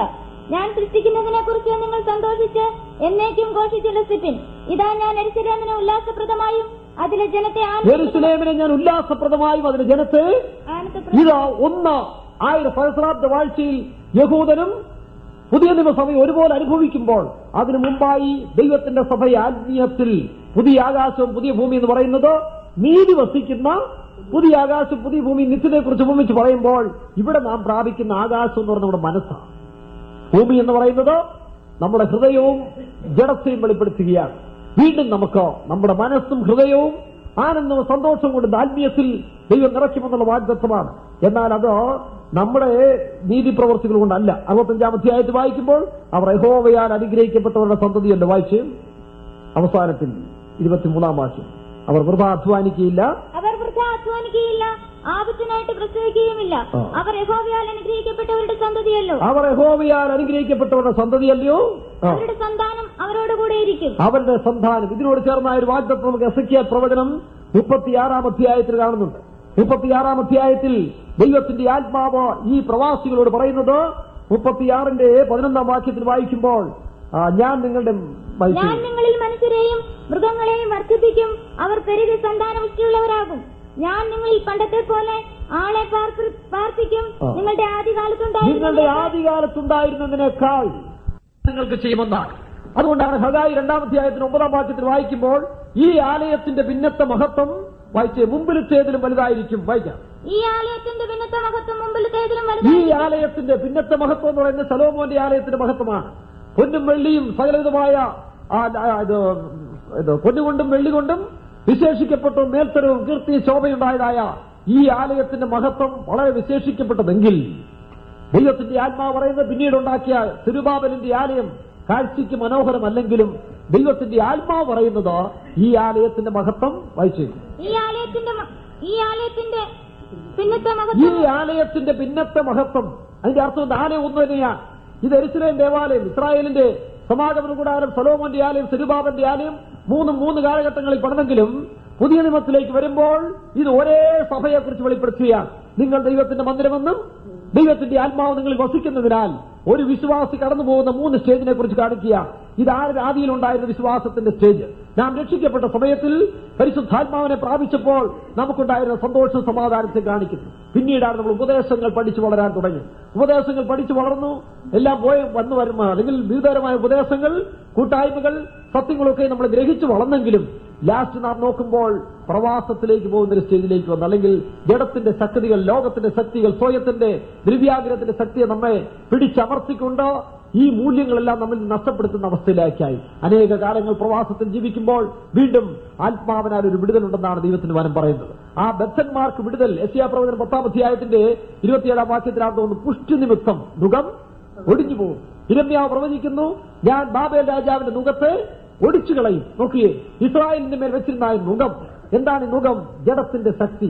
നാം പലപ്പോഴും പെന്തിക്കോസ്തിന്റെ ശ്രേഷ്ഠരായി ജീവിക്കുമ്പോൾ തന്നെ നമ്മുടെ ആത്മാവിനോട് പോരാടുന്ന ജഡമോഹങ്ങൾ എന്ന് അപ്പോസ്തലൻ പറയുന്നു. അതുകൊണ്ടാണ് പത്രോസിന്റെ 2:11 2 പത്രോസ് 2-ാം അധ്യായത്തിന്റെ 11-ാം വാക്യത്തിൽ വായിക്കുമ്പോൾ പ്രവാസികളും പരദേശികളുമായ നിങ്ങൾ നിങ്ങളുടെ ആത്മാവിനോട് പോരാടുന്ന ജഡമോഹങ്ങൾ, അതാണ് ബാബിലോൺ ക്യാപ്റ്റിവിറ്റി എന്ന് പറയുന്നത്.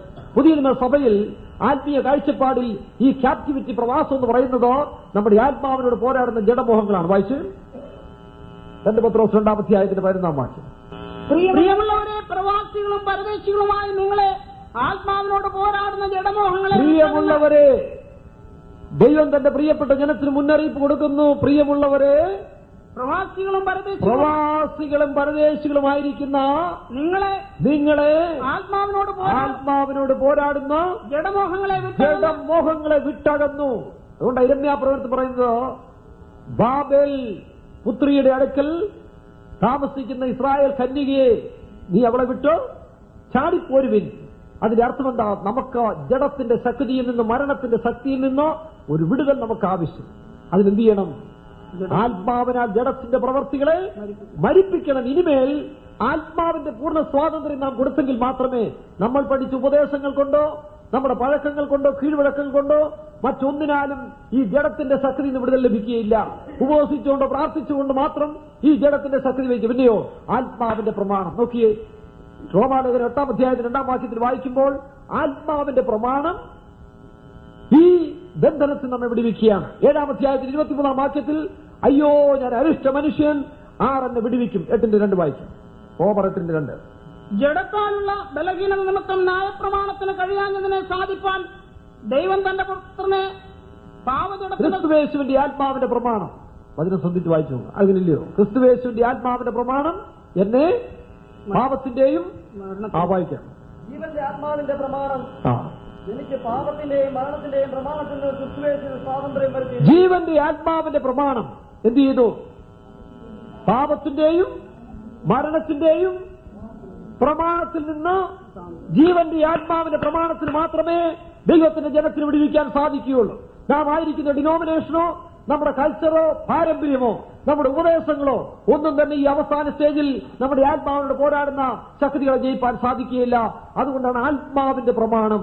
ഇതെല്ലാം നമുക്കിരിക്കുമ്പോൾ തന്നെ വീണ്ടും പരിശുദ്ധാത്മാവിന് നാം പൂർണ്ണമായിട്ട് ഇടകൊടുത്തെങ്കിൽ മാത്രമേ ഈ ജഡത്തിന്റെ ശക്തികളിൽ നിന്ന്, ജഡത്തിന്റെ ബന്ധനങ്ങളിൽ നമുക്ക് വിടുതൽ പ്രാപിക്കാൻ സാധിക്കുകയുള്ളൂ. അതുകൊണ്ടാണ് യെശയ്യാ പ്രവചനം 10-ാം അധ്യായത്തിന്റെ 27-ാം വാക്യത്തിൽ വായിക്കുമ്പോൾ ഈ ബാബിലോണിയ മുഖം ഒടിച്ചു കളയണമെങ്കിൽ ഈ ബാബിലോണിയ ശക്തികൾ, ജഡത്തിന്റെ ശക്തികൾ, മരണത്തിന്റെ ശക്തികൾ, ലോകത്തിന്റെ ശക്തികൾ ഒടിച്ച് ജയം പ്രാപിക്കണമെങ്കിൽ അവിടെ എഴുതിയിരിക്കുന്നത്, അന്നാളിൽ അവന്റെ ചുമട് നിന്റെ തോളിൽ നിന്നും അവന്റെ മുഖം നിന്റെ കഴുത്തിൽ പോകും. പുഷ്ടി നിമിത്തം ഇംഗ്ലീഷ് ബൈബിൾ വായിക്കുമ്പോൾ അനോയിന്റിംഗ് വായിച്ച് ഇംഗ്ലീഷ് ബൈബിളിൽ വായിച്ചു. And it shall come to pass in that day that his burden shall be taken away from off thy shoulder, and his yoke from off thy neck, and the yoke shall be destroyed because of the anointing.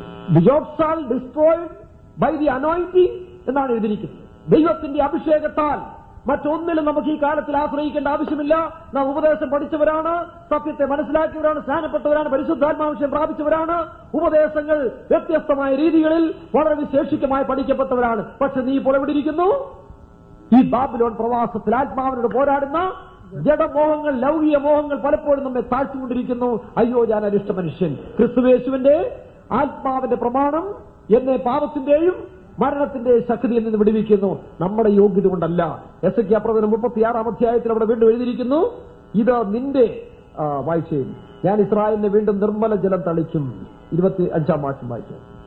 24-ാം വാക്യോട് ചേർത്ത് വായിച്ചേയും. ഞാൻ നിങ്ങളെ ജാതികളുടെ ഇടയിൽ നിന്ന് കൂട്ടി സകല ദേശങ്ങളിൽ നിന്നും നിങ്ങളെ ശേഖരിച്ച് സ്വന്തം ദേശത്തേക്ക് വരും. ഇത് ഇസ്രായേലിനെ ആക്ഷരികമായി ശേഖരിക്കുന്നെങ്കിൽ ഇവിടെ ആത്മീയ വാഗ്ദത്തം എന്ന് പറയുന്നു, നിർമ്മല ജലം തളിക്കുന്നത് പുതിയ നിയമസഭയാണ്. നാം ജാതികളിൽ നിന്ന് കൂട്ടിച്ചേർക്കുമെന്ന് പറഞ്ഞതിന്റെ കാരണം, നമ്മൾ ജാതികളിൽ സഭയിൽ പെന്തിക്കോസ്തൽ സഭയിൽ അംഗങ്ങളായിരുന്നാൽ തന്നെ ജാതികളുടെ സ്വഭാവം എന്തൊക്കെയാണ്?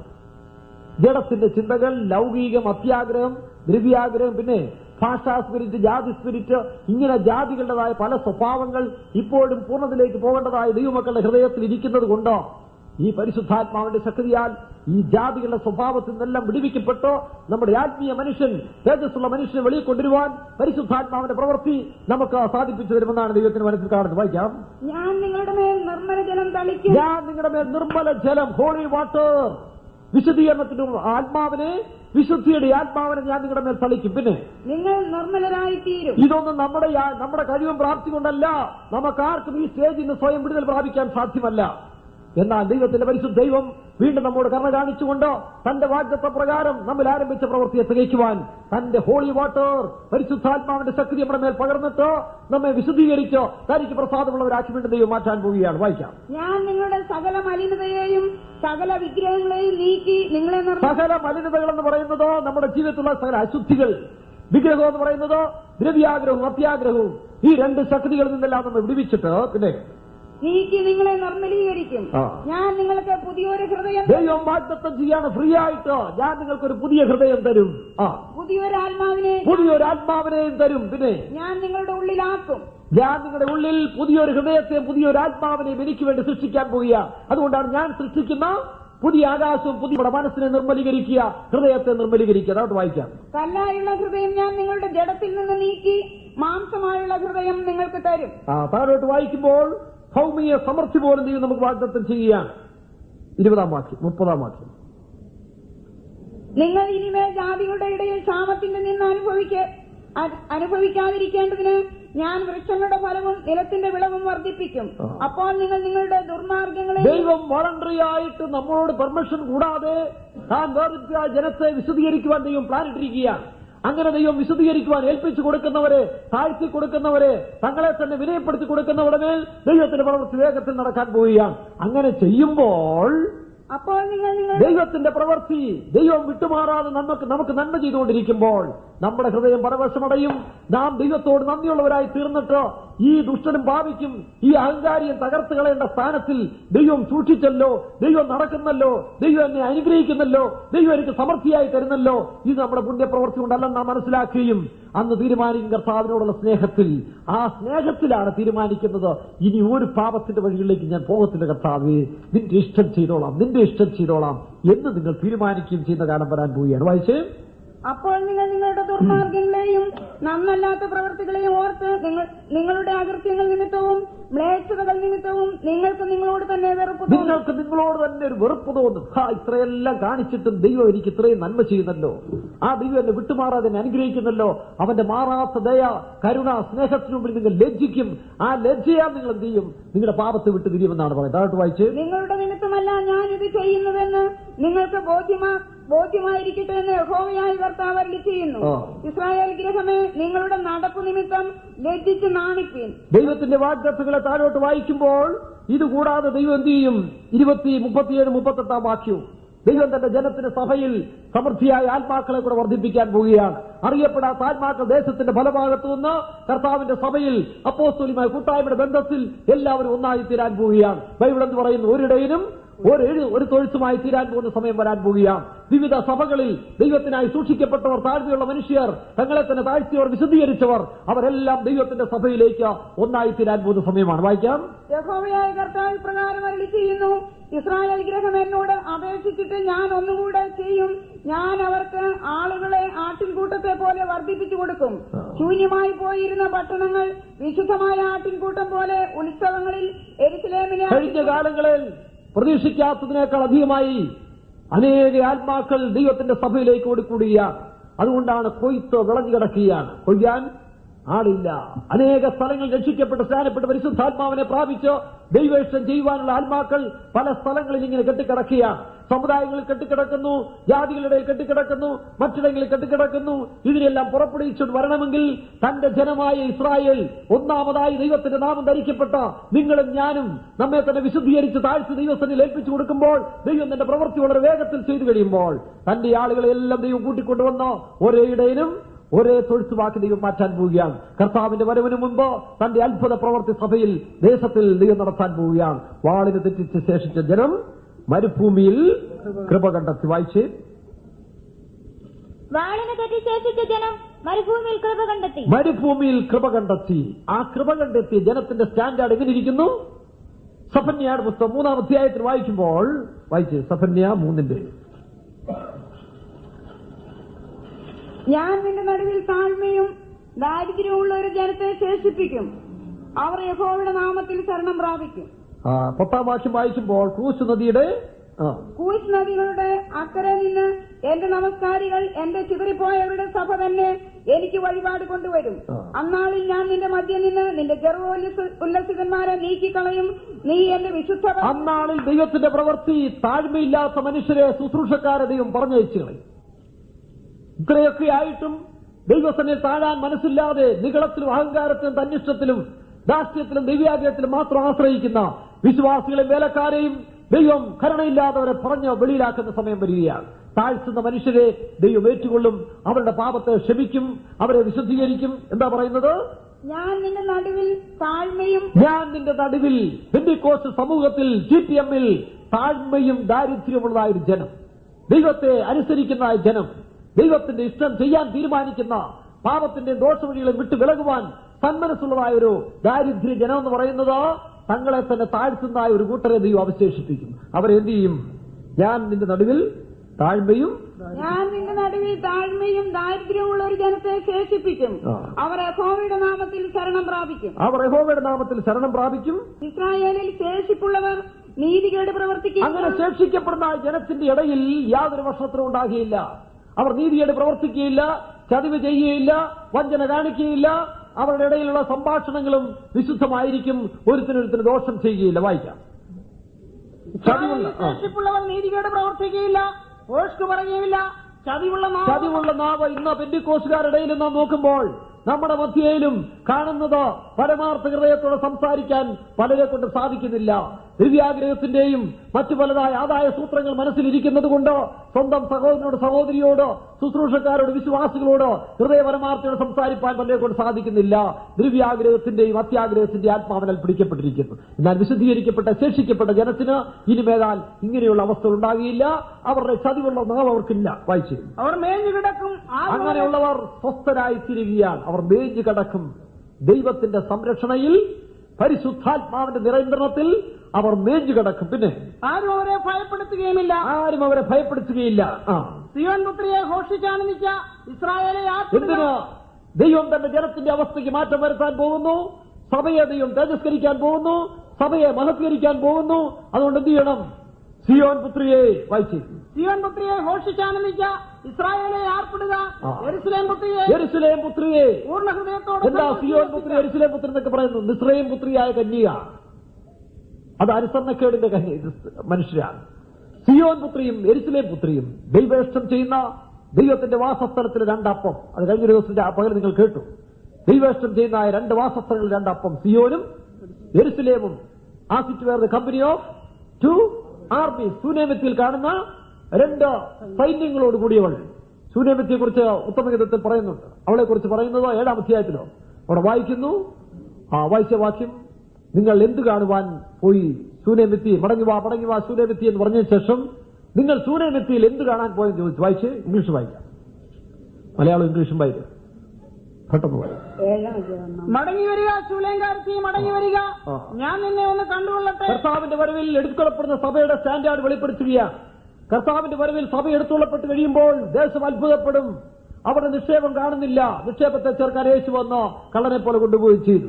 പക്ഷെ അന്നേരം അതിൻ്റെതായ തേജസ്സിനെ കുറിച്ച് അറിവുള്ളതായ ആളുകൾ എന്ത് വിളിച്ചു പറയുന്നു? മടങ്ങി വാ ശൂന്യമിത്തിയെ, മടങ്ങി വാ എന്ന് പറയുന്നു. അപ്പോൾ മറ്റു കൂട്ടി ചോദിക്കുന്നു, എന്താ കാണാൻ അവൾക്ക് വിശേഷതയുണ്ട്? ശലോമോന്റെ അരമനയിൽ നിൽക്കുന്ന ശൂന്യമിത്തിയോട് മറ്റു രാജ്ഞിമാർ ചോദിക്കുന്നു, നിന്റെ പ്രിയന് മറ്റുള്ളവരെക്കാൾ വിശേഷത എന്താ വിശേഷത? എന്റെ പ്രിയനോ വെണ്മയും ചുവപ്പുള്ളവൾ, അവൾ 10,000-ങ്ങളിൽ അതിശ്രേഷ്ഠൻ. മണവാട്ടിയെ കുറിച്ച് എന്ത് പറയുന്നു? വായിച്ച്. എന്ത് കാണാൻ പോയി? ഞാൻ നിന്നെ ഒന്ന് കണ്ടുകൊള്ളട്ടെ, മടങ്ങി വരിക. നിങ്ങൾ മഹനീയമിലെ നൃത്തത്തെ പോലെ ശൂലേങ്കാരത്തിയെ കാണാൻ ആഗ്രഹിക്കുന്ന മഹനീയമിലെ നൃത്തത്തെ പോലെ. ഇംഗ്ലീഷ് വായിച്ച്.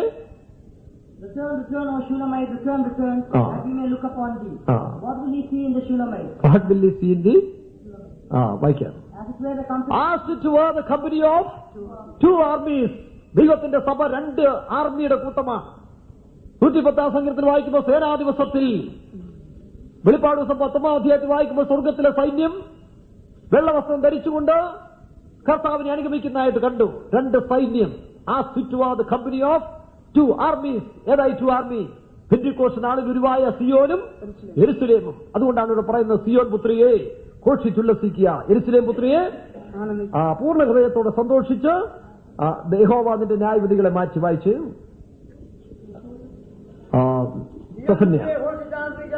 ഇസ്രായേലെ ആർപ്പിടുക, യെരുശലേം പുത്രിയെ പൂർണ്ണ ഹൃദയത്തോടെ സന്തോഷിച്ചുല്ലസിക്കുക, യഹോവ നിന്റെ ന്യായവിധികളെ മാറ്റി. ഇവിടെ വായിക്കുന്ന യഹോവ നിന്റെ ന്യായവിധിയെ മാറ്റി, യഹോവ നിന്റെ ന്യായവിധികളെ മാറ്റി നിന്റെ ശത്രുവിനെ നീക്കിക്കളഞ്ഞിരിക്കുന്നു. നിന്റെ ശത്രുവിനെ നീക്കിക്കളഞ്ഞിരിക്കുന്നു. യഹോവ നിന്റെ ന്യായവിധിയെ മാറ്റി നിന്റെ ശത്രുവിനെ നീക്കിക്കളഞ്ഞിരിക്കുന്നു. നമുക്കെതിരായി പോരാടുന്ന ജഡത്തിന്റെ ശക്തികൾ, ഭൗമിക ശക്തികൾ. അതുകൊണ്ടാണ് യെശയ്യാ പ്രവചനത്തിൽ വായിക്കുമ്പോൾ പുഷ്ടി നിമിത്തം അനോയിന്റിംഗ്, അഭിഷേകമാണ് പ്രിയരെ ആവശ്യം. ഈ കാലങ്ങളിൽ കർത്താവിന്റെ വരവിൽ ഒരുക്കപ്പെടുന്ന ജനത്തിന് ആവശ്യമായിരിക്കുന്ന എന്താ? അഭിഷേകം. എല്ലായ്പ്പോഴും ദൈവത്തിന്റെ ശക്തിയാൽ നിറയുവാൻ നിങ്ങൾ തീരുമാനിച്ചോണം. ഇനിമേലാൽ ഉപദേശത്തിന്റെ കാര്യങ്ങളെ ആ കാലം കഴിഞ്ഞു. ഒരു കെട്ടിടം കോൺക്രീറ്റ് ചെയ്യപ്പെട്ട് കഴിഞ്ഞു, എല്ലാ എസ്റ്റാബ്ലിഷ്മെന്റ് ആയി കഴിഞ്ഞു. ഇനി ഉപദേശത്തിന്റെ കാര്യത്തിനല്ല, പിന്നെയോ ഉപദേശത്തിൽ നിലനിന്നാൽ മാത്രം മതി. ശേഷിക്കുന്ന കാര്യം എന്താ? പരിശുദ്ധാത്മാവിന്റെ ശക്തി. എല്ലായ്പ്പോഴും ഈ റിസറക്ഷൻ പവർ താഴ്ചയുള്ള ശരീരത്തെ തന്റെ മഹത്വമുള്ള ശരീരത്തോട് അനുരൂപമാക്കി രൂപാന്തരപ്പെടേണ്ടതോ. ഞാൻ ബാബിലോൺ രാജാവിന്റെ മുഖത്തെ നിങ്ങളുടെ കഴുത്തിൽ നിന്ന് ഒടിച്ചു കളയും. എതിനാൽ സക്കറിയാ പ്രവചനം 4-ാം അധ്യായത്തിന്റെ 6-ാം വാക്യം വായിക്കാം. സൈന്യത്താലുമല്ല ശക്തിയാലുമല്ല എന്റെ ആത്മാവിനാൽ എന്ന് സൈന്യങ്ങളുടെ യഹോവ അരുളിച്ചെന്ന് വായിക്കാം. സൈന്യത്താലല്ല ശക്തിയാലുമല്ല എന്റെ ആത്മാവിനാൽ. ശലോമോന്റെ ആലയം പണിതപ്പോൾ ലക്ഷക്കണക്കിന് സൈനികരെ ശക്തിയും ദാവീദിന്റെ ബലവും അവൻ സമ്പാദിച്ചു വെച്ച സ്വർണവും വെള്ളിയും ഉണ്ടാക്കിയ ഈ ആലയം ഉടയ്ക്കപ്പെട്ടെങ്കിൽ ഇപ്പോൾ ദൈവം പറയുന്നു, സൈന്യത്താലുമല്ല ശക്തിയാലുമല്ല ആത്മാവിനാൽ പണിയപ്പെടുന്ന ഒരു ആലയം, അതാണ് സിറുബാബന്റെ ആലയം. ഈ ആലയം കർത്താവിന്റെ വരവിന് ഒരുക്കപ്പെടുന്ന സഭയ്ക്ക് നേടുക. ഇത് സമാഗമന കൂടാരം രക്ഷിക്കപ്പെട്ട് പരിശുദ്ധാത്മാവിഷയം പ്രാപിച്ച് വിശ്വാസത്താൽ യാത്ര ആരംഭിക്കുന്ന 1-ാം സ്റ്റേജ്. അങ്ങനെ ആ സ്റ്റേജ് കഴിയുമ്പോൾ അപ്പോസ്തോലികമായ ഉപദേശ സത്യങ്ങളിൽ, അപ്പോസ്തോലിക കൂട്ടായ്മയിൽ, സഭയിൽ വന്ന് ഉപദേശത്തിന്റെ പരിജ്ഞാനത്തിന്റെ ശ്രേഷ്ഠതയിൽ എത്തുന്ന 2-ാമത്തെ സ്റ്റേജ്. ഉപദേശവും പരിജ്ഞാനത്തിലെത്തിയെങ്കിലും ചില നിഗളത്തിന്റെയും ജഡത്തിന്റെയും മരണത്തിന്റെയും ശക്തികൾ നമ്മളിൽ വ്യാപരിക്കുന്നത് കൊണ്ട് വീണ്ടും നാം ഒരു പ്രവാസികളായി തീർന്ന് അവിടെ നിന്നും നിലവിളിച്ചും കരഞ്ഞും യാചിച്ചും ഒരു കൂട്ടർ വാളിനെ തെറ്റി ശേഷിച്ച് കൃപ കണ്ടെത്തി വരുന്ന ആ ശേഷിപ്പിനെയാണ് ഈ സെരുബാബന്റെ ആലയത്തിൽ പണിയുന്നത്. എല്ലാ പെന്തിക്കോസ്തുകാർക്കും ഇതിൽ അംഗത്വം ലഭിക്കുകയില്ല.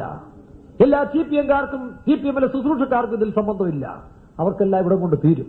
ഇത് താഴ്ത്തുന്നവര്, താഴ്മയും ദാരിദ്ര്യമുള്ളതായ തങ്ങളെ തന്നെ വിനയപ്പെടുത്തുന്ന മനുഷ്യർ, നിങ്ങൾ തിരിഞ്ഞ ശിശുക്കളെ പോലെ ആകുന്നില്ല എങ്കിൽ ദൈവരാജ്യത്തെ കടക്കുകയെന്ന് യേശു പറഞ്ഞ 3-ാമത്തെ ഘട്ടം ഇതാണ്.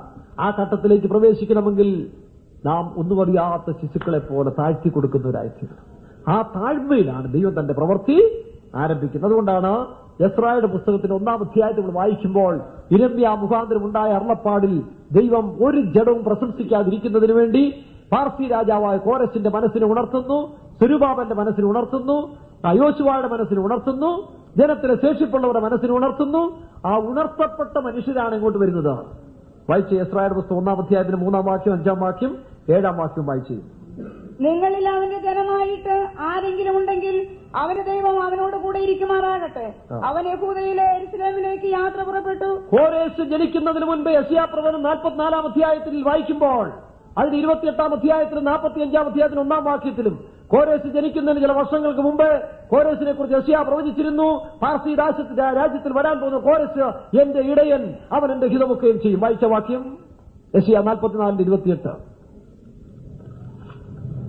പെട്ടെന്ന് ബൈബിളെടുത്ത് വായിക്കും. കോരേശന്റെ ഇടയൻ അവൻ എന്റെ ഹിതമൊക്കെയും ചെയ്യും. ഒരു ജാതീയ രാജാവിന് ദൈവം ജനിക്കുന്നതിന് മുമ്പ് അവനെ വേർതിരിച്ച് തന്റെ പ്രവർത്തിക്കായിട്ട് നിയമിക്കുകയാണ്. എന്താ കാരണം? ഒരു ജഡവും ദൈവസന്നിധിയിൽ പ്രശംസിക്കാതിരിക്കുവാൻ വേണ്ടി ദൈവം എന്ത് ചെയ്യുന്നു? ഒരു ജഡവും ദൈവസന്നിധിയിൽ പ്രശംസിക്കാതിരിക്കുവാൻ ദൈവം പാർസി രാജ്യത്തിലെ രാജാവിനെ എഴുന്നേൽപ്പിച്ചിട്ട് ഒന്നാമതായി അവന്റെ മനസ്സിലാണ് ക്ഷേമിക്കുന്നത്. അവൻ എന്ത് പറയുന്നു? സ്വർഗത്തിലെ ദൈവം 2-ാം വാക്യം വായിച്ചു. പാർസി രാജാവായ കോരശ് ഇപ്രകാരം കൽപ്പിക്കുന്നു, സ്വർഗത്തിലെ ദൈവമായ യഹോവ ഭൂമിയിലെ സകല രാജ്യങ്ങളെയും എനിക്ക് തന്നിരിക്കുന്നു. യഹൂദയിലെ യെരൂശലേമിൽ അവനൊരു ആലയം പണിവാൻ എന്നോട് കൽപ്പിച്ചുമിരിക്കുന്നു. നിങ്ങളിൽ അവന്റെ ജനമായിട്ട് ആരെങ്കിലും ഉണ്ടെങ്കിൽ അവന്റെ ദൈവം അവനോട് കൂടെ ഇരിക്കുമാറാകട്ടെ. അവൻ യഹൂദയിലെ യെരൂശലേമിലേക്ക് പുറപ്പെടുന്നത്. എന്താ കാരണം? ആലയം പണിയുന്നല്ല ഒരു സ്ഥലത്തെ പണിയുന്നത്, എവിടെങ്കിലും ബോധിച്ചെടുത്ത് പണിയാൻ ഒക്കത്തില്ല. അതുകൊണ്ടാണ് ഒരേ ഒരു അടിസ്ഥാനം, യേശുക്രിസ്തു എന്ന ഇട്ടിരിക്കുന്ന അടിസ്ഥാനം. അത് നമ്മിൽ വീണ് കഴിഞ്ഞു. നമ്മുടെ ബോഡി ഒന്ന് തന്നെയാണ്, നാം ഒരാൾ തന്നെയാണ്. പല ഘട്ടങ്ങളിലായി ദൈവം നമ്മെ പങ്കെടുക്കുന്നത് മാത്രമേ ഉള്ളൂ.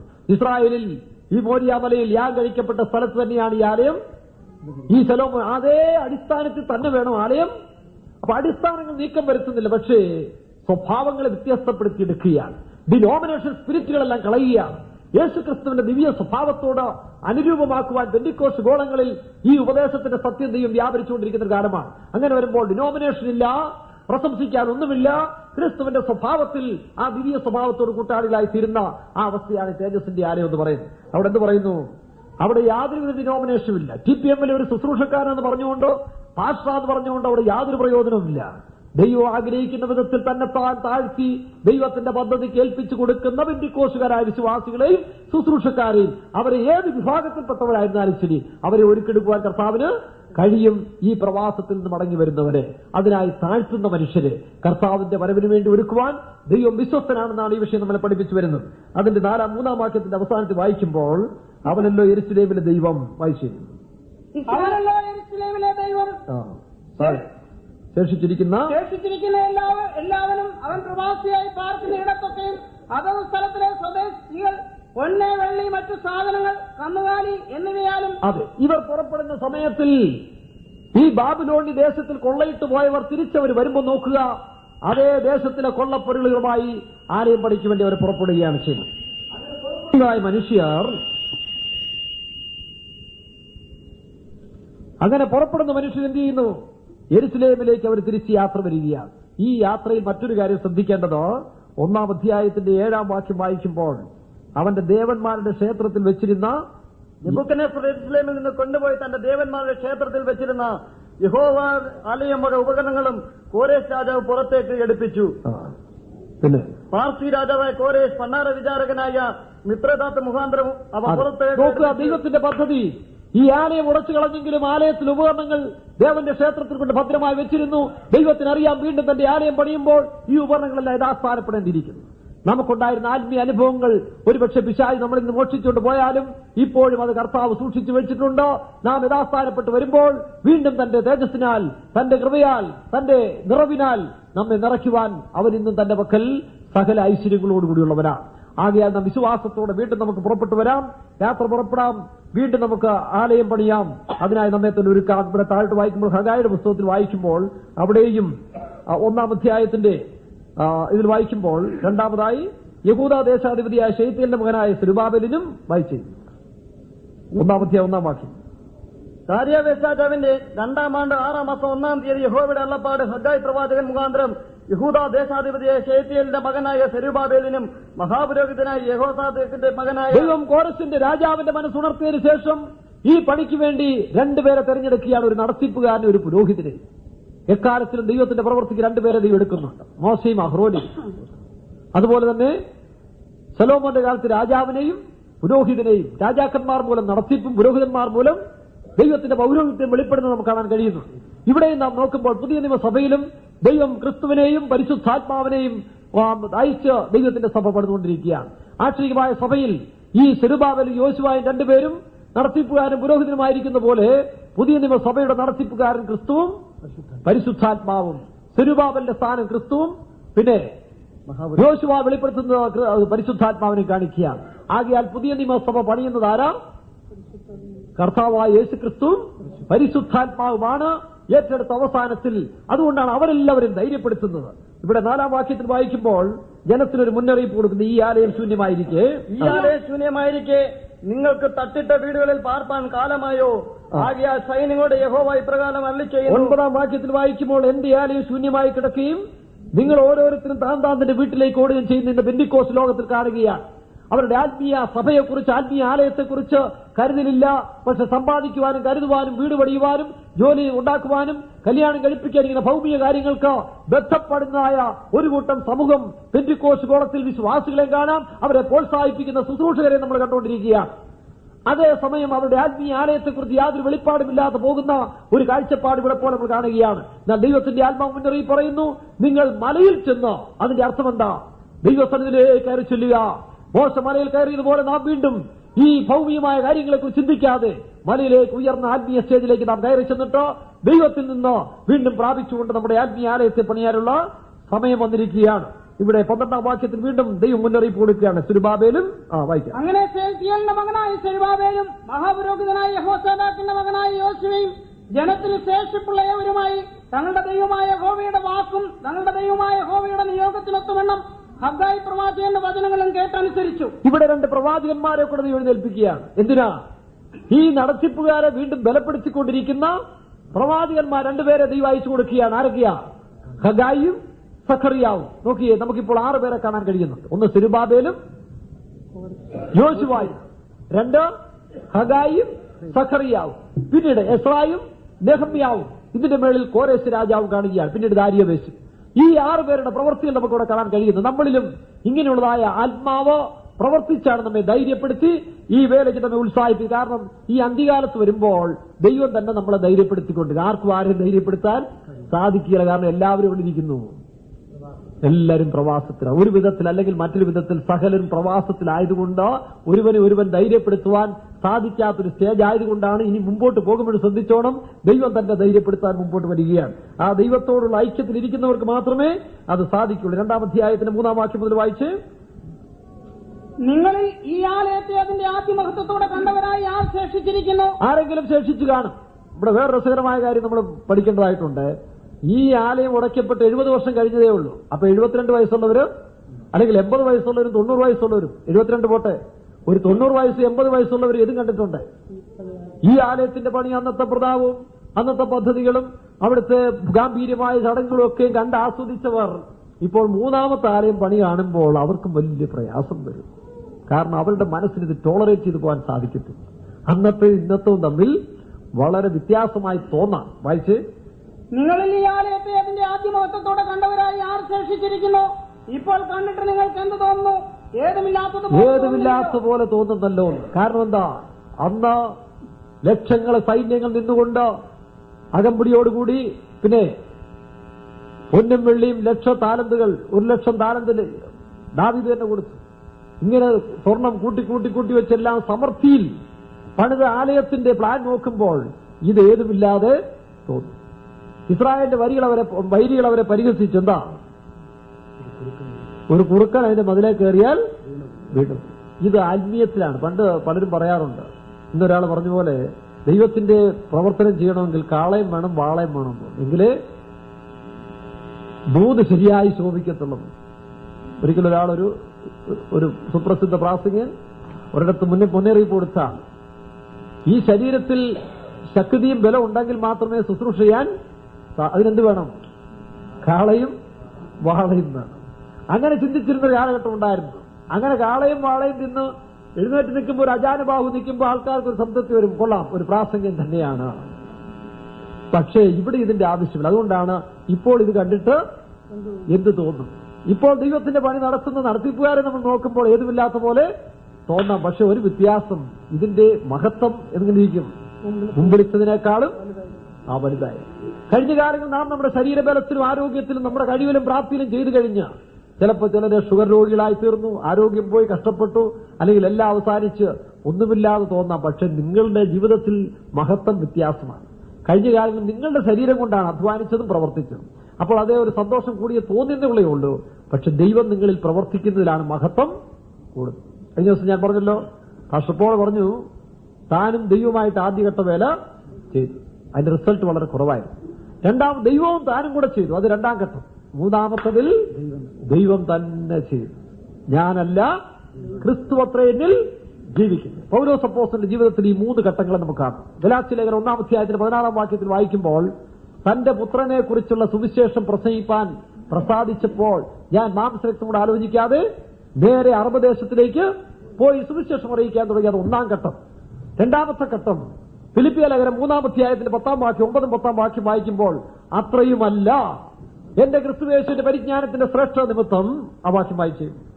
ക്രിസ്തുവിനുള്ള വിശ്വാസം ഇല്ലേ? എന്റെ കർത്താവായ ക്രിസ്തുയേശുവിനെ കുറിച്ചുള്ള പരിജ്ഞാനത്തിന്റെ ശ്രേഷ്ഠത നിമിത്തം ഞാൻ ഇപ്പോഴും എല്ലാം ഉപേക്ഷിച്ച്, അത് എന്റെ 2-ാം ഘട്ടം. ഒന്ന്, ആ ക്രിസ്തുവിനോടുള്ള സ്നേഹത്തിന് കർത്താവ് പറഞ്ഞു നിലവിനെയോ വളർവിയായി ക്രിസ്തു രക്ഷിച്ചതായ സ്നേഹം നിമിത്തം താൻ അറബി ദേശത്തിലെല്ലാം പോയി സുവിശേഷം അറിയിച്ചു. പക്ഷെ അതിന്റെ റിസൾട്ട് വളരെ കുറവായി. 2-ാം ഘട്ടം എന്ത് ചെയ്തു? സഭയോടുള്ള ഭാരത്തിൽ ഉപദേശങ്ങൾ സ്ഥാപിച്ചുകൊണ്ട് താന് ഏത് മനുഷ്യനെയും ക്രിസ്തുയേശുവിൽ തികഞ്ഞവനാക്കുവാൻ വേണ്ടി ബന്ധപ്പെടുത്തിക്കൊണ്ട് ഓടി നടന്ന് പ്രവർത്തിക്കാൻ ആരംഭിച്ചു. അത് ഒരു അളവിൽ വിജയിച്ചെങ്കിലും അതും പരാജയപ്പെട്ടു കുറെ. കാരണം എന്താ? താൻ സമ്പാദിച്ച സഭ തന്നെ തന്നോട് ചോദ്യം ചെയ്യാൻ തുടങ്ങി. തന്നിലുള്ള ദൈവിക നടത്തിപ്പിനെ ചോദ്യം ചെയ്യുന്നവരായി തീർന്നു. സഭ പലതും ഡിസോർഡറായി, പലതും പക്ഷപാതം പിടിക്കാൻ തുടങ്ങി. അപ്പല്ലോസിന്റെ പക്ഷം, പൗലോസിന്റെ പക്ഷം, താൻ സമ്പാദിച്ചെടുത്ത സഭകൾ പലതും ഭിന്നിപ്പ്, ഗ്രൂപ്പുകൾ, രൂപിപ്പീസും ഒക്കെ ഉണ്ടായി, നമ്മുടെ സഭകളൊക്കെ പോലെ തന്നെ. അപ്പോൾ താൻ പറഞ്ഞത് ആ സമയങ്ങളിൽ പറഞ്ഞു, സകല സഭകളെ കുറിച്ചുള്ള ചിന്താഭാരം, രാത്രിയിൽ ഇരുന്നാലും വൈകുന്നേരം സഭ സഭ സഭ സഭ സഭ എന്നുള്ളതായിരുന്നു. അങ്ങനെ ഒരു ഭാരം ആർക്കും ഉണ്ടായിരുന്നു? യോഹന്നാൻ അപ്പോസ്തലനും ഉണ്ടായിരുന്നു. പക്ഷെ 3-ാം ഘട്ടത്തിലേക്ക് വന്നപ്പോൾ യോഹന്നാൻ എവിടെ കൊണ്ടുപോയി? പത്മോസ് ദ്വീപിലേക്ക് കൊണ്ടുപോയി. സഭയെക്കുറിച്ച് നീ ഭാരപ്പെടണ്ട. അവിടെ വീണ്ടും ഒരു ദർശനം കാണിച്ചു. അഗ്നിയാലക്കത്ത് കണ്ണുള്ളവനും വെള്ളോടിന് സദൃശമായൊരു മാറത്ത് പൊൻകച്ച് കെട്ടിയവരും വിലയെങ്കി ധരിച്ചതായ ഒരു മഹാപുരോഹിതൻ മാറത്ത് പൊൻകച്ച് കെട്ടിക്കൊണ്ട് 7 കുത്തു നിലവിളക്കുകളുടെ മധ്യേ ഉലാവ് നാസിയിൽ 7 സഭയ്ക്ക് നീ എഴുതാൻ പറഞ്ഞു. സഭ എന്റേതാണ്. യോഹന്നാനെ, സഭ ആരുടേതാണ്? നീ ഭാരപ്പെട, നീ എന്റെ ജോലി ചെയ്തിട്ട് അങ്ങ് പൊക്കോ, ഞാൻ നോക്കിയുള്ള സഭയെ. യോഹന്നാൻ വിചാരിച്ച അപ്പോസ്തലനൊക്കെ പോയി 10 വർഷമായിട്ട് താൻ തന്നെ മുഴുവൻ ഉത്തരവാദിത്വം തമ്മിൽ എന്റെ കാലത്തിന് ശേഷം ആരാ? ഇങ്ങനെ പലപ്പോഴും പറഞ്ഞ് ചിന്തിക്കാറ്. നീ ഭാരപ്പെടുന്ന സഭ എന്റേതാണ്, ഞാൻ രക്തം കൊടുത്ത് സമ്പാദിച്ചാണ്. ഇതിനെ പോഷിപ്പാൻ എനിക്ക് അതാ മാറത്ത് പൊൻകച്ച് കെട്ടിയിരിക്കുന്നു. പൊന്ന് വിശ്വാസത്തിന്റെ ദൂത് കൊടുക്കുവാൻ ആര് നടക്കുന്നു? യോഹന്നാൻ വിചാരിച്ച തന്റെ കാലത്തിന് ശേഷം സഭയെല്ലാം ചിതറമായി പോകും, ചിതറിപ്പോവും, ഇതിനെ ആര് നടത്തും? എന്നെ പോലെ ഒരു മനുഷ്യനില്ലല്ലോ, ഇനി ആരെ ഞാൻ ഏൽപ്പിക്കുമെന്ന് ഭാരപ്പെട്ടിരിക്കുമ്പോഴാണ് എനിക്കൊരു ട്രാൻസ്ഫർ ഇങ്ങോട്ട്. ചിലപ്പോൾ ഇന്നും ചില സുവിശേഷ വേലക്കാർക്ക് അമിത ഭാരം കൂടുമ്പോൾ ഒരു ട്രാൻസ്ഫർ വരും. അവർക്ക് ആകെ പ്രയാസമായിരിക്കും. പക്ഷേ ദൈവത്തിന് തന്റെ സഭയെക്കുറിച്ച് കരുതാൻ അറിയാം. അതിന് ഞങ്ങളൊക്കെ സഹായികളെന്ന് മാത്രമേ ഉള്ളൂ. അവിടെ നിങ്ങളും ഭാരപ്പെടണ്ട. സുവിശേഷ വേലക്കാരെ വേണമെന്നുള്ളത് നിങ്ങൾ പറയാൻ പോകണ്ട, അത് തന്നോളും. സുവിശേഷ വേലക്കാരില്ലെങ്കിൽ നിങ്ങളെ ആരും നടത്തിക്കോളും. യോഹന്നാൻ വെളിപ്പാട് 1-ാം അധ്യായത്തിൽ പറയുന്നു, മാറത്ത് പൊൻകച്ച ആരാ കച്ച ധരിക്കുന്നത്? കച്ച കെട്ടുന്ന സ്ത്രീ ആരാ? അമ്മമാരാ, അല്ലയോ? എന്തിനു വേണ്ടി? ഈ കച്ചയെ കാണിക്കുന്നു, പൊൻകച്ചയെ കാണിക്കുന്നു, വിശ്വാസത്തിന്റെ ദൂരെ കാണിക്കുന്നു. തന്റെ കുഞ്ഞുങ്ങളെ പോഷിപ്പിക്കുവാൻ ആ അമ്മ കുഞ്ഞുങ്ങളെ പോഷിപ്പിക്കുന്നത് പോലെ എൽഷദാവായ ദൈവം, അങ്ങനെയാണ് എൽഷദാവായി മാതൃതുല്യമായി പോഷിപ്പിക്കുന്ന എൽഷദാവായ ദൈവം എന്ത് ചെയ്യുന്നു? 7 നിലവിളക്കുകളുടെ മധ്യേ ഉലാവിക്കൊണ്ടിരിക്കുന്നു. ആസിയയിൽ 7 സഭയ്ക്ക് നീ എഴുതാൻ. ആസിയയിൽ 7 സഭയുടെ ചുമതലയായിരുന്നു ആർക്ക്? യോഹന്നാന്. അപ്പോഴാണ് താൻ അന്തം വിട്ടുപോയത്. സഭ ഇന്നും ആര് നടത്തുന്നു? നടത്തിപ്പുകാരില്ലേലും ഇടയനില്ലേലും തന്റെ ജനത്തെ നടത്താൻ ആർക്ക് സാധിക്കും? അത് യോഹന്നാൻ വെളിപ്പെടുത്തി കൊടുത്തപ്പോൾ തനിക്കിനി ക്രിസ്തുവിന്മേലുള്ളതായ ബന്ധത്തിലേക്ക് മാറി. അപ്പോസ്തലനായ പൗലോസ് 2-ാം ഘട്ടത്തിൽ മുഴുവൻ സഭകളെ കുറിച്ചുള്ള ചിന്താഭാരം കയറി സഭ തനിക്കെതിരായി പ്രവർത്തിക്കാൻ തുടങ്ങി. എന്തിനാ? താൻ ആ സഭയോടുള്ള ബന്ധം ഇനി വിടണം. തന്റെ മനസ്സിൽ നിന്ന് സഭയെ കളയണം. വിഗ്രഹങ്ങളാക്കാൻ പാടില്ല. സഭ വിഗ്രഹമാകരുത്. നിങ്ങളുടെ മനസ്സിൽ നടത്തിപ്പുകാർ വിഗ്രഹങ്ങളായി തീരരുത്. നിങ്ങളുടെ മക്കൾ വിഗ്രഹങ്ങളായി തീരരുത്. നിങ്ങളുടെ ഓരോരുത്തരുടെയും മനസ്സിൽ ആരായിരിക്കണം? നിങ്ങളുടെ മനസ്സ് ക്രിസ്തുവിന്റെ ഏകാഗ്രതയും നിർമ്മലതയും വിട്ട് പോകാതിരിക്കുവാൻ പൗലോസ് അപ്പോസ്തലൻ പരിശോധനയിൽ കൂടെ അടിയേറെ നടത്തപ്പെട്ടു. സഭകൾ പലതും തനിക്കെതിരായി പ്രവർത്തിക്കാൻ തുടങ്ങി, തനിക്കെതിരായി സംസാരിക്കാൻ തുടങ്ങി. അവസാനം തനിക്ക് മനസ്സിലായി സഭയിൽ നിന്നൊന്നും നേടാൻ ഇല്ല. ഇസ്രായേൽ ജനത്തെ നടത്തിക്കൊണ്ടുവന്നായ മോശയ്ക്ക് മനസ്സിലായി എവർക്ക് ലീഡറായിരുന്നുകൊണ്ട് ഗുണമൊന്നും ഉണ്ടാകാൻ പോകുന്നില്ല. അതുകൊണ്ട് കർത്താവേ, നിന്റെ വഴി എന്നെ കാണിച്ചു തരണേ. എന്റെ കാര്യം കൂടെ നോക്കണ്ടായോ? നിന്റെ വഴി എന്നെ, നിന്റെ തേജസ് എനിക്ക് കാണിച്ചു തരണമേ. എനിക്ക് ലീഡറാകണ്ട. ഈ ലീഡറായിട്ട് ഒരു ഗുണം ഉണ്ടാകാൻ പോകുന്നില്ല. സഭയുടെ നേതൃസ്ഥാനം കിട്ടിയിട്ട് എനിക്കൊന്നും നേടാനില്ല. പക്ഷെ ആര് വേണം? നിന്റെ തേജസ് എന്നെ കാണിച്ചു തരണം. ഇതുപോലൊരു വെളിപ്പാട് നമുക്ക് വരുമ്പോഴാണ് നമ്മുടെ പൂർണ്ണതയിലേക്ക് നാം യാത്ര ചെയ്യാൻ പോകുന്നത്.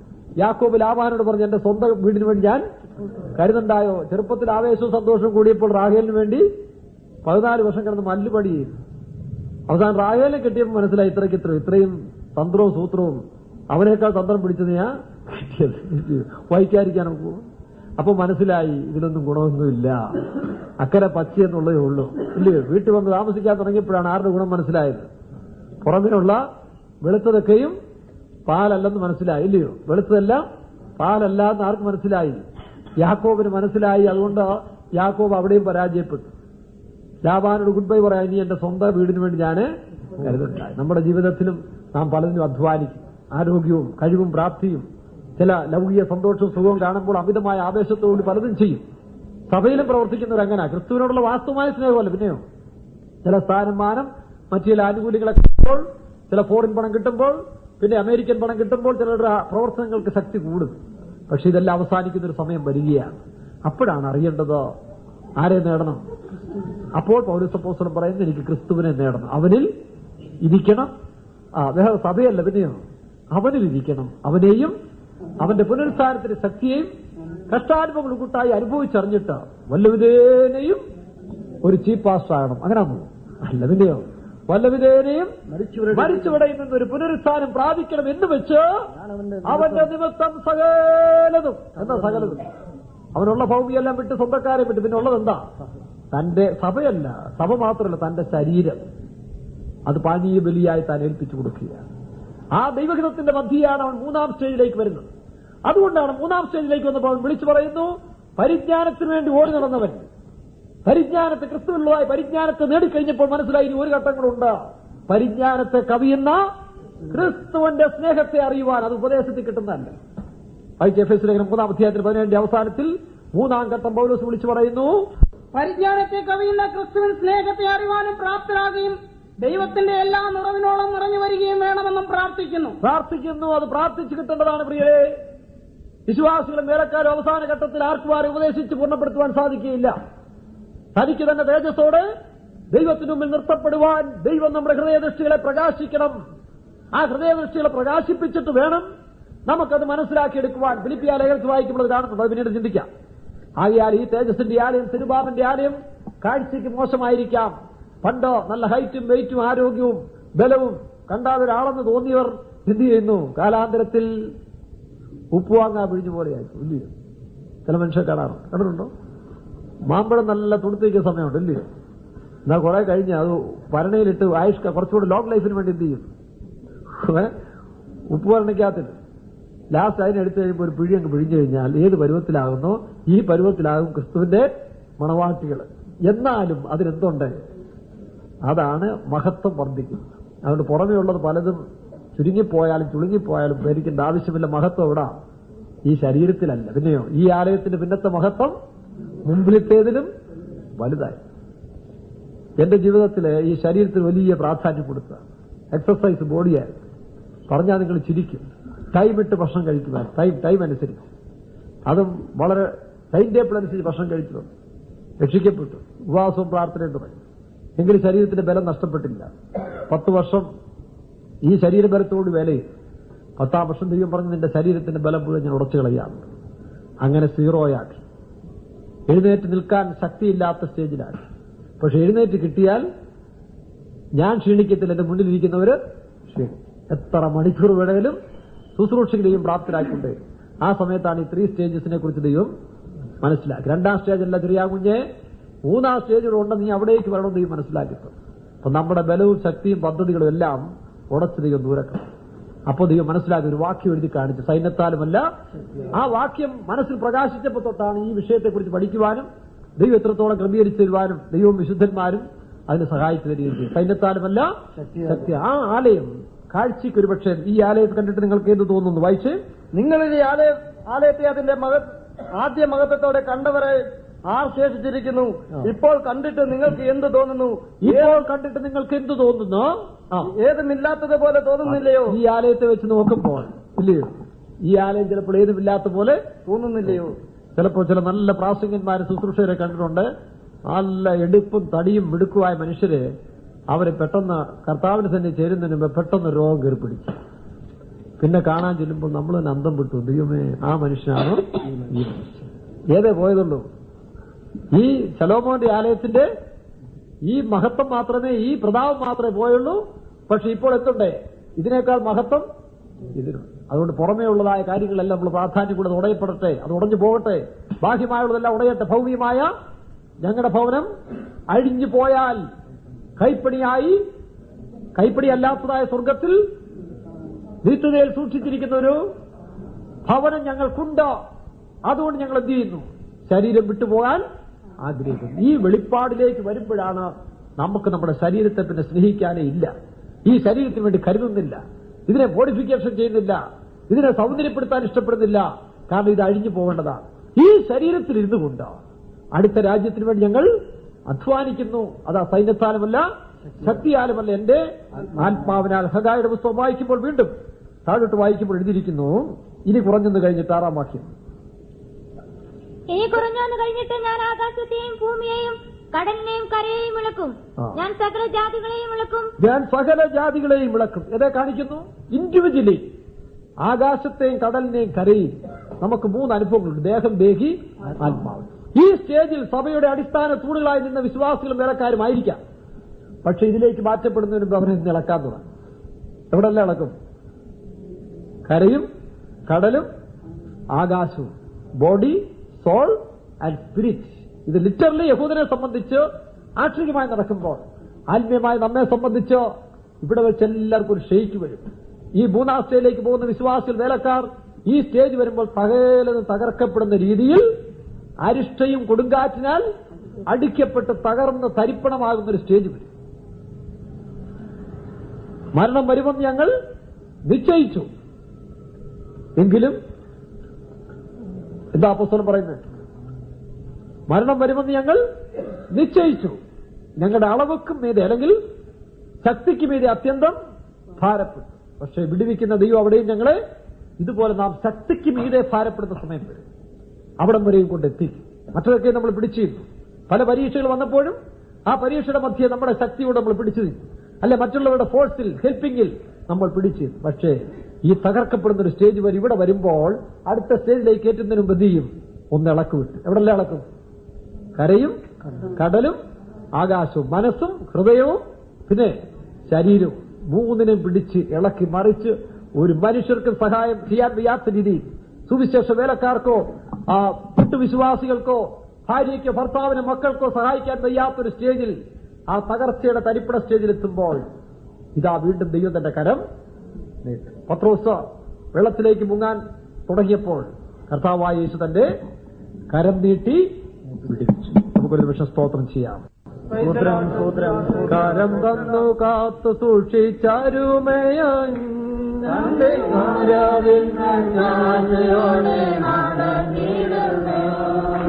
കരം തന്നു കാത്തു സൂക്ഷിച്ചരുമയായി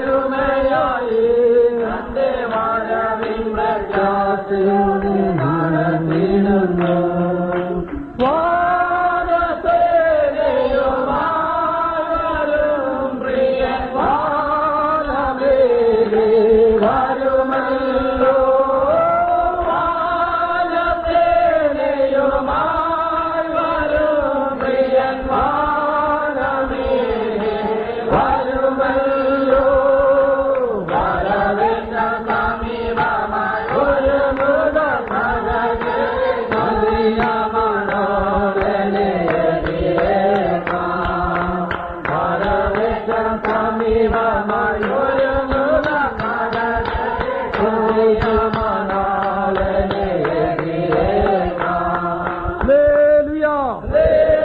6-ാം അധ്യായത്തിന്റെ 7-ാം വാക്യം മുതൽ വായിക്കും. ഞാൻ സകല ജാതികളെയും ഇളക്കും. ഇൻഡിവിജ്വലി നമ്മെ ഇളക്കുന്നതിനാൽ നമ്മളിൽ അകത്തുള്ളതായ മനോഹര വസ്തു ആ ക്രിസ്തു വീണ്ടും എവിടെ വരും? മൂലക്കല്ലായി കിടക്കുന്ന ക്രിസ്തു നമ്മളെ ഇളക്കി മറിച്ചതിന് ശേഷം അവൻ എവിടെ വരാൻ പോവുകയാണ്? തലക്കല്ലായി വരാൻ പോവുകയാണ്. അതുകൊണ്ടാണ് സക്രിയ പ്രവൃത്തിയിൽ വായിപ്പോൾ കൃപ കൃപ എന്ന് പറഞ്ഞുകൊണ്ട് മൂലക്കല്ലിനെ തലക്കല്ലായി കൊണ്ടുവരാൻ പോവുകയാണ്. വായിച്ച വാക്യം, സെരുബാബേലിന്റെ മുമ്പിലുള്ള മഹാപർവ്വതമേ നീ സെരുബാബേലിന്റെ മുമ്പിലുള്ള മഹാപർവ്വതമേ എന്തിനാ നമ്മെ ഇളക്കുന്നത്? നമ്മൾ വിശ്വാസത്തിന്റെ ഔന്നത്യത്തിലേക്ക് എത്തുന്ന സമയത്തിൽ ഒരു വേലക്കാരൻ വിശ്വാസിയെ ദൈവം ഇളക്കുവാൻ ഏൽപ്പിച്ചു കൊടുക്കുകയാണ്. എന്തിനാ അവർ ഇളക്കുന്നത്?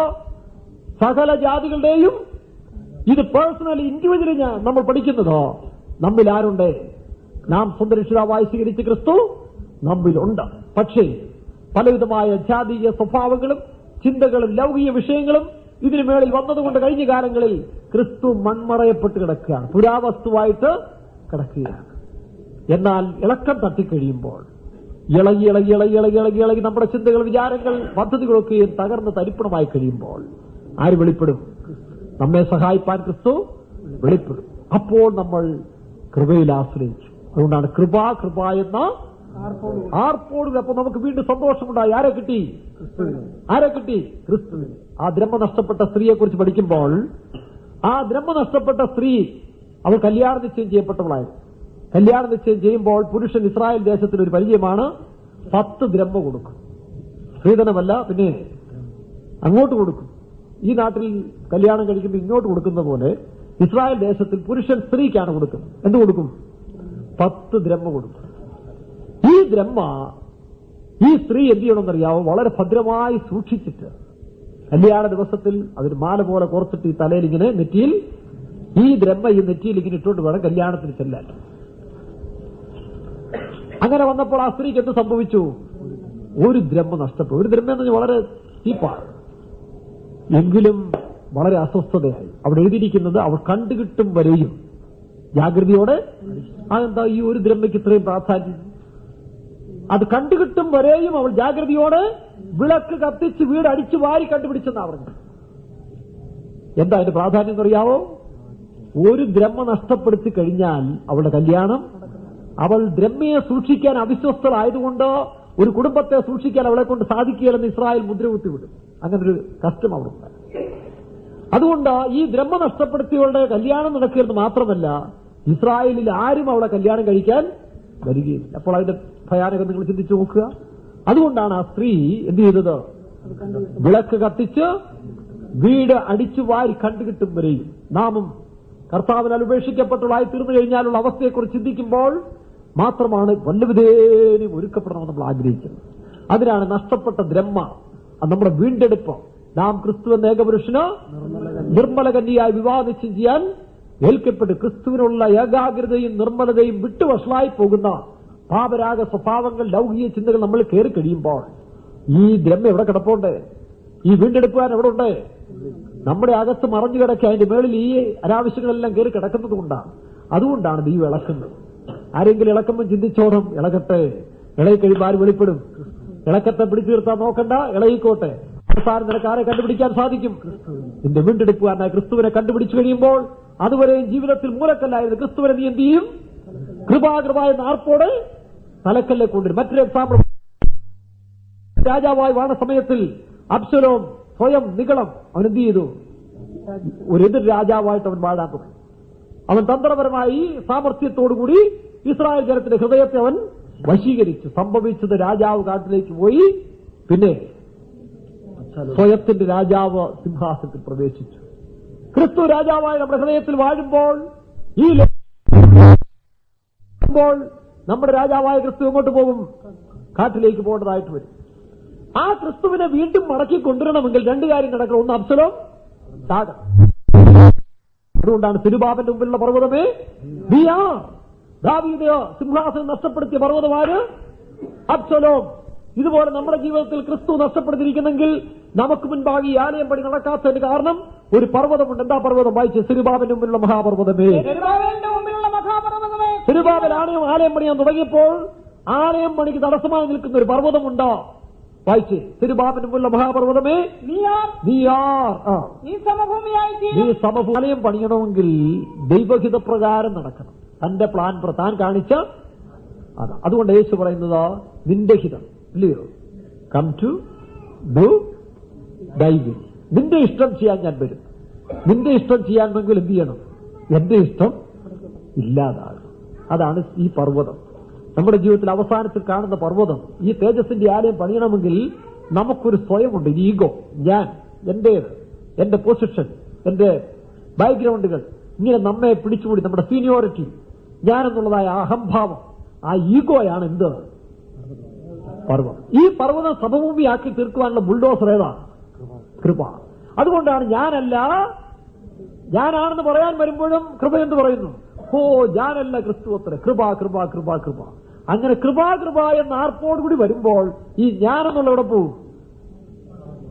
താഴോട്ട് പോകും. ഞാൻ ആരാ? ലൂസിഫറിന്റെ ആത്മാവാണ്. ഞാൻ കയറും ഞാൻ കയറും ഞാൻ കയറും എന്ന് 5 പ്രാവശ്യം പറഞ്ഞ ആരാ? ലൂസിഫർ. അതേസമയം യേശു എന്ന് പറയുന്നു തന്നെത്താൻ താഴ്ത്തി താഴ്ത്തി താഴ്ത്തി 5 പ്രാവശ്യം. ഫിലിപ്പിയർ 2-ാം അധ്യായത്തിൽ 5 മുതൽ വായിക്കുമ്പോൾ യേശു ക്രിസ്തു തന്നെത്താൻ താഴ്ത്തി 5 പ്രാവശ്യം വായിക്കുമ്പോൾ, യെശയ്യാപ്രവചനം 14-ാം അധ്യായത്തിൽ ലൂസിഫർ ഞാൻ കയറും ഞാൻ കയറും ഞാൻ കയറും. അപ്പൊ നമ്മിൽ വ്യാപരിക്കുന്ന ഒന്നുകിൽ ലൂസിഫറിന്റെ ആത്മാവ് അല്ലെങ്കിൽ മറ്റൊരു ആത്മാവില്ല. ഒന്നുകിൽ ലൂസിഫർ അല്ലെങ്കിൽ ക്രിസ്തു. ഒന്നുകിൽ അവൻ വളരണം അല്ലെങ്കിൽ ഞാൻ വളരണം. ക്രിസ്തു വളരണമെങ്കിൽ ആര് കുറയണം? ഞാൻ കുറയണം. ഞാനെന്ന് പറയുന്നതാണ് സ്വയം. അതായി പിശാജ്. അല്ല, പിശാജ് അരകല്ലിന്റെ ഇടയിൽ നിൽക്കുന്നതോ തൊഴുത്തിൽ ചാടി വരുന്നതോ രാത്രി പേടിപ്പിക്കുന്നതൊന്നും അല്ല. അതൊക്കെ അമ്മൂമ്മക്കഥയിലെ പിശാജാ. ഞാനങ്ങനെയുള്ള പിശാചൊന്നും കണ്ടിട്ടില്ല. പക്ഷെ പിശാജ് എന്നിൽ പലപ്പോഴും വരാറുണ്ട്, സ്വയത്തിന്റെയും നിങ്ങളത്തിന്റെയും തന്നിഷ്ടത്തിന്റെയും. അതുകൊണ്ട് പിശാജ് എന്ന് പറയുന്നത് ഇതാ. മറ്റതൊക്കെ കാണുമായിരിക്കും, അത് കുട്ടി പിശാചുകളായിരിക്കും. പക്ഷെ ഒറിജിനൽ പിശാജ് എവിടെ ഇരിക്കുകയാണ്? സ്വർഗസ്ഥലത്തിലാണ്, ഇല്ലയോ? സ്വർഗത്തിൽ സ്ത്രീ ഇരിക്കുന്നു, സഭയിരിക്കുന്നു. അവിടെ ആരിയിരിക്കുന്നു? മഹാസർപ്പം, തീ നിറമുള്ള മഹാസർപ്പം. നോക്കി, അവൻ തന്ത്രശാലിയാണ്. അവൻ പഴുക്കാൻ തുടങ്ങി കഴിയുമ്പോഴാണ് അവന്റെ സ്വഭാവം, ഇല്ലേ? ചില എത്രയോ മനുഷ്യർ നല്ല സൗമ്യന്മാരും ശാന്തന്മാരുമായിരിക്കും. പക്ഷെ പഴുക്കാൻ തുടങ്ങി കഴിയുമ്പോഴോ ഏത് കളറായി മാറുന്നു? തീ. അതുകൊണ്ടാണ് തീ നിറമുള്ള മഹാസർപ്പം. ഓക്കെ, അത് നമ്മുടെ അകത്തുണ്ട്. അവൻ പഴുക്കാൻ തുടങ്ങുമ്പോഴാണ് അവന്റെ തനി കളർ അറിയുന്നത്. അതുകൊണ്ട് ജീവിതത്തിൽ ഏറ്റുപറഞ്ഞ് ഉപേക്ഷിക്കേണ്ട സ്വയമാണ് ഇത്, ഈഗോ അല്ലെങ്കിൽ സ്വയം, ഞാൻ. അതാണ് പർവ്വതം. ഈ പർവ്വതത്തെ ഉടയ്ക്കാൻ നമുക്ക് സാധിക്കുന്നെങ്കിൽ എന്ത് ചെയ്യും? തേജസ്സിന്റെ ആലയം പണിയപ്പെടും. അല്ലാത്തവർക്ക് പണിയപ്പെടാറൊക്കത്തില്ല. അതിനാണ് ഞാനല്ല ക്രിസ്തു അത്രയിൽ വളരേണ്ടിയിരിക്കുന്നത്. അതാണ് തിരുബാബന്റെ മുമ്പിലുള്ള മഹാപർവ്വതമേ നീ സമഭൂമിയായിത്തീരും. പറയണം, സ്വയമേ എന്നിൽ വ്യാപരിക്കുന്ന സ്വയം സമഭൂമിയായിത്തീരും. അബ്സലോമേ നീ സമഭൂമിയായിത്തീരും. അബ്സലോം ഇപ്പൊ അവിടെ തൊങ്ങുന്നു, അത് ക്രൂശിക്കപ്പെടുന്ന അനുഭവം. അതുകൊണ്ടാണ് പൗലോസ് പറയുന്നത്, ഞാൻ ക്രിസ്തുവിനോടുകൂടി എന്റെ സ്വയത്തെ ഞാൻ ക്രൂശിക്കുന്നു. ഇനി ഞാനല്ല, ക്രിസ്തുവത്ര എന്നിൽ. ആ ഒരു അനുഭവത്തിൽ വേലക്കാർ വിശ്വാസികൾ വരുമ്പോഴാണ് യഥാർത്ഥ ആലയം പണിയപ്പെടുകയും അവിടെ ക്രിസ്തു. അതാണ് തിരുബാബന്റെ ആലയത്തിന്റെ ഒരു വിശേഷത. തിരുബാബിന് മുമ്പുള്ള മഹാപർവ്വതമേ നീയാ. അബ്സലോം തകർക്കപ്പെട്ട് കഴിഞ്ഞപ്പോൾ ദാവീദ് വീണ്ടും രാജാവായി പോയി ഇരുന്നില്ല. അങ്ങനെ ഇനി കയറിയിരിക്കുന്നവനല്ല, ഇവനെന്ത് ചെയ്യണം? അവിടെ പറയുന്നു, യഹൂദ മൂപ്പന്മാരോട് പറയുന്നു, നിങ്ങൾ താമസിക്കുന്ന എന്ത്, നിങ്ങൾ ഇങ്ങനെ ചിന്തിച്ചിരിക്കുന്ന എന്ത്? രാജാവിനെ കൂട്ടിക്കൊണ്ട് വാ. രാജാവ് അവിടെ ഇരിക്കുന്നു കാട്ടിൽ. ആ രാജാവിനെ ആര് കൂട്ടണം? ആര് വിളിക്കണം? ആവശ്യക്കാര് വിളിക്കണം. ഓക്കെ, രാജാവിനെ തള്ളിക്കളഞ്ഞല്ലേ? നാമും ക്രിസ്തുവിനെ തള്ളിക്കളഞ്ഞു. നമ്മുടെ സ്വയത്തിലേക്ക് തന്നിഷ്ടത്തിലേക്ക് പോയ നാം വീണ്ടും കർത്താവിന് എന്ത് ചെയ്യണം? സ്വാഗതം ചെയ്യണം. വീണ്ടും നമ്മൾ ഇൻവൈറ്റ് ചെയ്യണം. അതിന് താഴ്ത്തി കൊടുക്കണം. അവനെ പോയി കണ്ട് താഴ്ത്തി കൊടുക്കുമ്പോൾ, കൃപയിൽ ആശ്രയിച്ചു കഴിയുമ്പോൾ ആ കൃപ എന്ന ആർപ്പോട് എന്ത് ചെയ്യും? ഈ മൂലക്കല്ല് ആരുമായി മാറും? ഇതുവരെ മൂലക്കല്ലായ ക്രിസ്തുവിനെ മൂലയിലിട്ടിട്ട് ആര്? ഞാൻ, ഇല്ലയോ? ഞാനെന്നുള്ള ഭാവമാണ് പലരിലും നടന്നത്. ഇനി ആ ഞാനെന്നുള്ളതിനെ തള്ളിക്കളയണമെങ്കിൽ, ഞാനല്ല, പ്രസംഗിക്കുന്ന ഞാനല്ല, സ്റ്റഡി ഞാനല്ല, ജോലി ചെയ്യുന്ന ഞാനല്ല, പിന്നെ ആരാ? അത് മനഃപൂർവ്വം പറയണം. അത് മനഃപൂർവ്വം പറഞ്ഞു കൃപ പറഞ്ഞിട്ട് എന്ത് ചെയ്യണം? ഈ ഞാന് ഇല്ലായ്മ ചെയ്യുമ്പോൾ ആരുയരും? ക്രിസ്തു.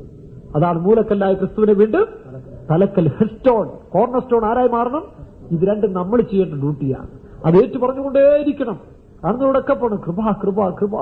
ആ കൃപയിൽ ആശ്രയിച്ചു വരുമ്പോൾ, ആ കൃപയ്ക്ക് പൗലോസോ, ഞാനാകുന്നത് കൃപയാൽ, ഞാൻ നിൽക്കുന്നത് കൃപയാൽ, എല്ലാം കൃപയാൽ. ആ കൃപയിൽ വരുന്ന അവസ്ഥയിലേക്ക് വരുമ്പോഴാണ് ക്രിസ്തു നമ്മിൽ വീണ്ടും. അതുകൊണ്ടാണ് പൗലോസ് പറഞ്ഞത്, ക്രിസ്തു നിങ്ങളിൽ ഉരുവാകുവോളം. നോക്കി, എന്താ? ക്രിസ്തു മരിച്ചുപോയി. ഒറിജിനൽ ക്രിസ്തു, അവരിലുണ്ടായിരുന്ന ക്രിസ്തു അവർ തല്ലിക്കൊന്നു. ഇനി വീണ്ടും ഉരുവാകണമെങ്കിൽ കൃപയിൽ ആശ്രയിക്കണം. മരുഭൂമിയിൽ വാൾ തെറ്റിച്ചേരും, മരുഭൂമിയിൽ കൃപ കണ്ടെത്തി. ആ കൃപയിലാണ് ഇനി വളരേണ്ടത്. കൃപയിൽ വളരുന്നതിന് പ്രശംസിക്കാൻ വല്ലതും ഉണ്ടോ? എല്ലാ പ്രശംസകളും തകർക്കപ്പെട്ടു കഴിഞ്ഞു. കൃപയിൽ വളരുന്ന ആലയമാണ് സിരുബാബേലിന്റെ. അങ്ങനെ വളരുന്ന ആലയത്തെക്കുറിച്ചാണ് ഹഗായി 2-ാം അധ്യായത്തിൽ വായിക്കുമ്പോൾ നമുക്ക് ഞാൻ ഈ ആലയത്തെ മഹത്വപൂർണ്ണമാക്കും. 7 ഞാൻ ഈ ആലയത്തെ മഹത്വപൂർണ്ണമാക്കുമെന്ന് സൈന്യങ്ങളുടെ യഹോവ അരുളി ചെയ്യുന്നു. ഞാൻ ഈ ആലയത്തെ മഹത്വപൂർണ്ണമാക്കുമെന്ന് പറഞ്ഞതിന് ശേഷം അതിന്റെ അടി പറയുന്നു, വെള്ളി എനിക്കുള്ളത്. വെള്ളി എനിക്കുള്ളത്. എന്താ കാരണം? ആലയം പണിയണമെങ്കിൽ എന്ത് വേണം? വെള്ളിയും പൊന്നും. വെള്ളി എനിക്കുള്ളത്, പൊന്ന് എനിക്കുള്ളതുമെന്ന് സൈന്യങ്ങളുടെ. കാരണം ജനം പൊന്നും വെള്ളി കൊണ്ടാണ് ആലയം പണിതെന്നുള്ള പഴയ ഓർമ്മയിൽ അവർ ഇരിക്കുമ്പോൾ ദൈവം പറയുന്ന വെള്ളി എനിക്കുള്ളത്, പൊന്ന് എനിക്കുള്ളത്. പിന്നെ അടുത്തത് വായിക്കാം. ഈ ആലയത്തിന്റെ പിന്നത്തെ മഹത്വം മുമ്പിലത്തേതിലും വലുതായിരിക്കും. വെള്ളിയും പൊന്നും എനിക്കുള്ളത്. ഞാൻ ഈ ആലയത്തിന്റെ പിന്നത്തെ മഹത്വം, ഇനി വരാൻ പോകുന്ന മഹത്വം മുമ്പിലത്തേതിലും, നിങ്ങൾ പ്രതീക്ഷിക്കുന്ന പഴയ ആലയത്തിന്റെ പ്രതാപമല്ല ഇനി വരാൻ പോകുന്നത്. അത് പ്രതാപത്തിൽ വലുതാണെങ്കിൽ തേജസ്സിൽ ഇത് വലുതാകാൻ പോവുകയാണ്. തേജസ്സും പ്രതാപത്തിനും ഉദാഹരണം പറഞ്ഞാൽ ഹീറ്റർ കണ്ടിട്ടുണ്ടല്ലോ. ഹീറ്ററിന് വാട്ട്സ് കൂടുതലാണ്, പക്ഷെ പവറും കൂടുതലല്ലയോ? ചൂടും കൂടുതലാണ്. പക്ഷെ ചൂട് കൂടുതലാണെങ്കിലും വെളിച്ചം കുറവാണ്, ഇല്ലയോ? വാട്ട്സ് കൂടുതലാ, പിന്നെ ചൂട് കൂടുതലാ, പക്ഷെ വെളിച്ചം കുറവാണ്. ട്യൂബ് ലൈറ്റ് നോക്കി, വാട്ട്സും കുറവ്, ചൂടും കുറഞ്ഞു, പക്ഷെ വെളിച്ചം. നമ്മുടെ ജീവിതത്തിൽ വെളിച്ചം കൂടണമെങ്കിൽ ചൂട് കുറയും, വാട്ട്സും കുറയും. ജീവിതത്തിൽ കഴിഞ്ഞ കാലത്തിൽ ശ്രേഷ്ഠതയെന്ന് ധരിച്ചിരിക്കുന്ന പലതും നാം വിട്ടുവിട്ടെങ്കിൽ മാത്രമേ ക്രിസ്തുവിന്റെ പ്രകാശത്തിലേക്ക്, മനുഷ്യന് ആശ്വാസമായ വെളിച്ചത്തിലേക്ക് നമുക്ക് വരാൻ സാധിക്കൂ. അതാണ് തേജസ്സിന്റെ ആലയത്തിന്റെ ഒരു കാര്യം. ഈ സിരുബാബിന്റെ ആലയം പണിയുന്നത് സൈന്യത്താലുമല്ല, ശക്തി ദൈവത്തിന്റെ ആത്മാവിനാലാണ്. ഇനിമേൽ അക്ഷരത്തിന്റെ പഴക്കമോ നാം പഠിച്ചതോ പാരമ്പര്യത്തിലല്ല, പരിശുദ്ധാത്മാവിനാൽ തന്നെ നമ്മളിൽ ഈ പണി നടത്തിക്കൊണ്ടിരിക്കണം.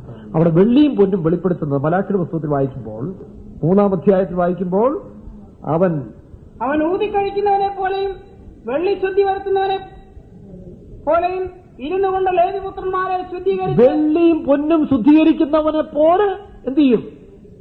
ലേവിപുത്രന്മാരെ ഞാൻ ശുദ്ധീകരിക്കും. അപ്പോൾ ആ ശുദ്ധീകരിക്കപ്പെട്ട ലേവിപുത്രന്മാരാണ് ആര്? വെള്ളിയും പൊന്നും. വെള്ളി എതെ കാണിക്കുന്നു? മാനവും മഹത്വവും. വെള്ളിയും പൊന്നും ഇവിടെ മാനവും മഹത്വവും. വെള്ളി അരിഞ്ഞാണും പൊന്മാലയും കേട്ടിട്ടില്ല? പണ്ട് കാലത്തിൽ കുഞ്ഞുങ്ങൾ ജനിച്ചാൽ എന്ത് ചെയ്യും? അരിഞ്ഞാണം വെള്ളി കൊണ്ടും, പിന്നെ അരിഞ്ഞാണം എന്തിനാ ഇടുന്നത്? മാനം. മാല എന്തിനാ ഇടുന്നത്? മഹത്വത്തിൽ. വെള്ളിയും പൊന്നും, മാനവും മഹത്വവും ആർക്കുള്ളതാണ്? ഇനി ഒരു മനുഷ്യർക്കും മാനവുമില്ല, മഹത്വവും കിട്ടാൻ. മഹത്വവും മാനവും എല്ലാം ആർക്കാ? ദൈവത്തിന് വരത്തക്കവണ്ണം, സൈന്യത്താലുമല്ല. ആരെ കൊണ്ടായി പണിയിക്കാൻ പോകുന്നേ? ആത്മാവിൽ ആരെ പണിയുന്നു? ലേവി പുത്രന്മാരെ. എല്ലാ പുത്രന്മാരെയല്ല, പിന്നെയോ അതിനായി തങ്ങളെ തന്നെ സമർപ്പിക്കപ്പെട്ട വിശ്വാസികളെയും വേലക്കാരെയും ദൈവം ഇരുന്നുകൊണ്ട് ശുദ്ധീകരിക്കും. അവിടെ കീടങ്ങളെല്ലാം കളയും, അവിടെ അശുദ്ധികളെല്ലാം കളയും. അവരെ വിശുദ്ധീകരിച്ചിട്ട് ആ വിശുദ്ധന്മാരാക്കി അവരെയാണ് ആലയം പണിയുന്നത്. അതുകൊണ്ടാണ് അത് തേജസ്സായി തീർന്നിരിക്കുന്നത്. ഈ ആലയം പണിയിൽ വിശുദ്ധീകരണം അശുദ്ധി എല്ലാം കൂടെ ചേർത്തങ്ങ് പ്രതാപത്തിൽ പണിയുകയായി. പക്ഷെ 3-ാം ഘട്ടത്തിൽ വന്നപ്പോൾ വീണ്ടും എന്ത് ചെയ്തു? എല്ലാവറ്റെയും ശുദ്ധീകരിച്ചിട്ട് നമ്മെ വിശുദ്ധരാക്കി തീർക്കുകയാണ്, ട്യൂണിംഗ് ചെയ്യുകയാണ്. തിരുവനന്തപുരത്തു നിന്ന് ന്യൂസ് വായിക്കുമ്പോൾ അവിടെ ഒരാൾ വായിക്കില്ലയോ? വാർത്തകൾ വായിക്കുന്നത് അലക്സ് വള്ളക്കാരി. മേപ്പാടത്തെയാണ്, അദ്ദേഹത്തിന്റെ വീടിന്റെ അടുത്ത് താമസിച്ചതാണ്. അവിടെ ഇരുന്ന് ന്യൂസ് വായിക്കുന്ന മനുഷ്യന്റെ ഓഡിയോ ഫ്രീക്വൻസിയാണ് സ്റ്റുഡിയോയിൽ കേൾക്കുന്നത്. ഞാനിവിടെ ഇന്ന് സംസാരിക്കുന്നത് ഓഡിയോ ഫ്രീക്വൻസിയാണ്. ഈ ഫ്രീക്വൻസി ഈ റൂമിനകത്ത് മാത്രമേ കേൾക്കത്തുള്ളൂ. പക്ഷേ ട്രിവാൻഡ്രം സ്റ്റുഡിയോയിൽ അലക്സ് വള്ളക്കാരി വായിക്കുന്ന ന്യൂസിന്റെ ഫ്രീക്വൻസി എവിടെ വരണം?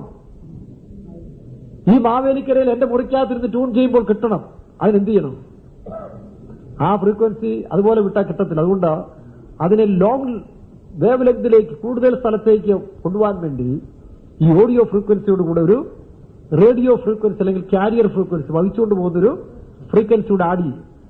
ആ ആഡ് ചെയ്ത് അതും കൊണ്ട് ഇവിടെ വരുമ്പോൾ മാവേലിക്കരയിൽ ഞാൻ റേഡിയോയുടെ ട്യൂണിംഗ് ചെയ്യുകയാണ്. എന്തിനാണ് ഈ ട്യൂൺ ചെയ്യുമ്പോൾ സംഭവിക്കുന്നതിനാണെന്നറിയാവോ? അതിനകത്തൊരു ഡിറ്റക്ടർ സ്റ്റേജ്. ആ ഡിറ്റക്ടർ സ്റ്റേജിൽ ഈ ഫ്രീക്വൻസി കയറ്റി വിട്ടിട്ട് ഈ ഓഡിയോ ഫ്രീക്വൻസിയിൽ നിന്ന് റേഡിയോ ഫ്രീക്വൻസിയെ തള്ളി മാറ്റുക.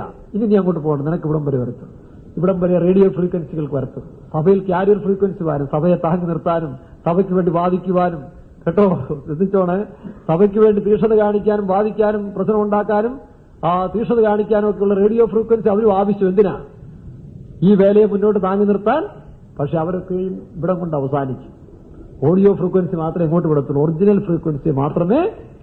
ഈ ഡിറ്റക്ടർ സ്റ്റേജ് ട്യൂൺ ചെയ്ത് കഴിയുമ്പോൾ ബാക്കി കിട്ടുന്നത് പഴയ ഓഡിയോ ഫ്രീക്വൻസി. അതിനെ ആംപ്ലിഫൈ ചെയ്തോ സ്പീക്കറിൽ കൂടെ നമുക്ക് സുഖമായിട്ട് കേൾക്കാൻ സാധിക്കും. ആത്മീയ ഗോളത്തിലും നമ്മൾ ഈ ലോകത്തിൽ കുറെ കാലം ജീവിക്കുന്നതിന് നമുക്ക് കുറെ ക്യാരിയർ ഫ്രീക്വൻസി ആവശ്യമായിരുന്നു. നമ്മുടെ ചിന്തകളും വിചാരങ്ങളും സ്വയവും ആലോചനയും ഇതെല്ലാം കേട്ട് നമ്മൾ ജീവിച്ചുകൊണ്ടത്. പക്ഷേ കർത്താവിന്റെ സമൂഹത്തിനോട് അടുക്കുമ്പോൾ ഇതെല്ലാം തള്ളിക്കളഞ്ഞ് നമ്മെ തന്നെ വിശദീകരിച്ച് ദൈവത്തിന്റെ ഭാഗം മാത്രം മതി, അവന്റെ ദിവ്യ സ്വഭാവം മാത്രം.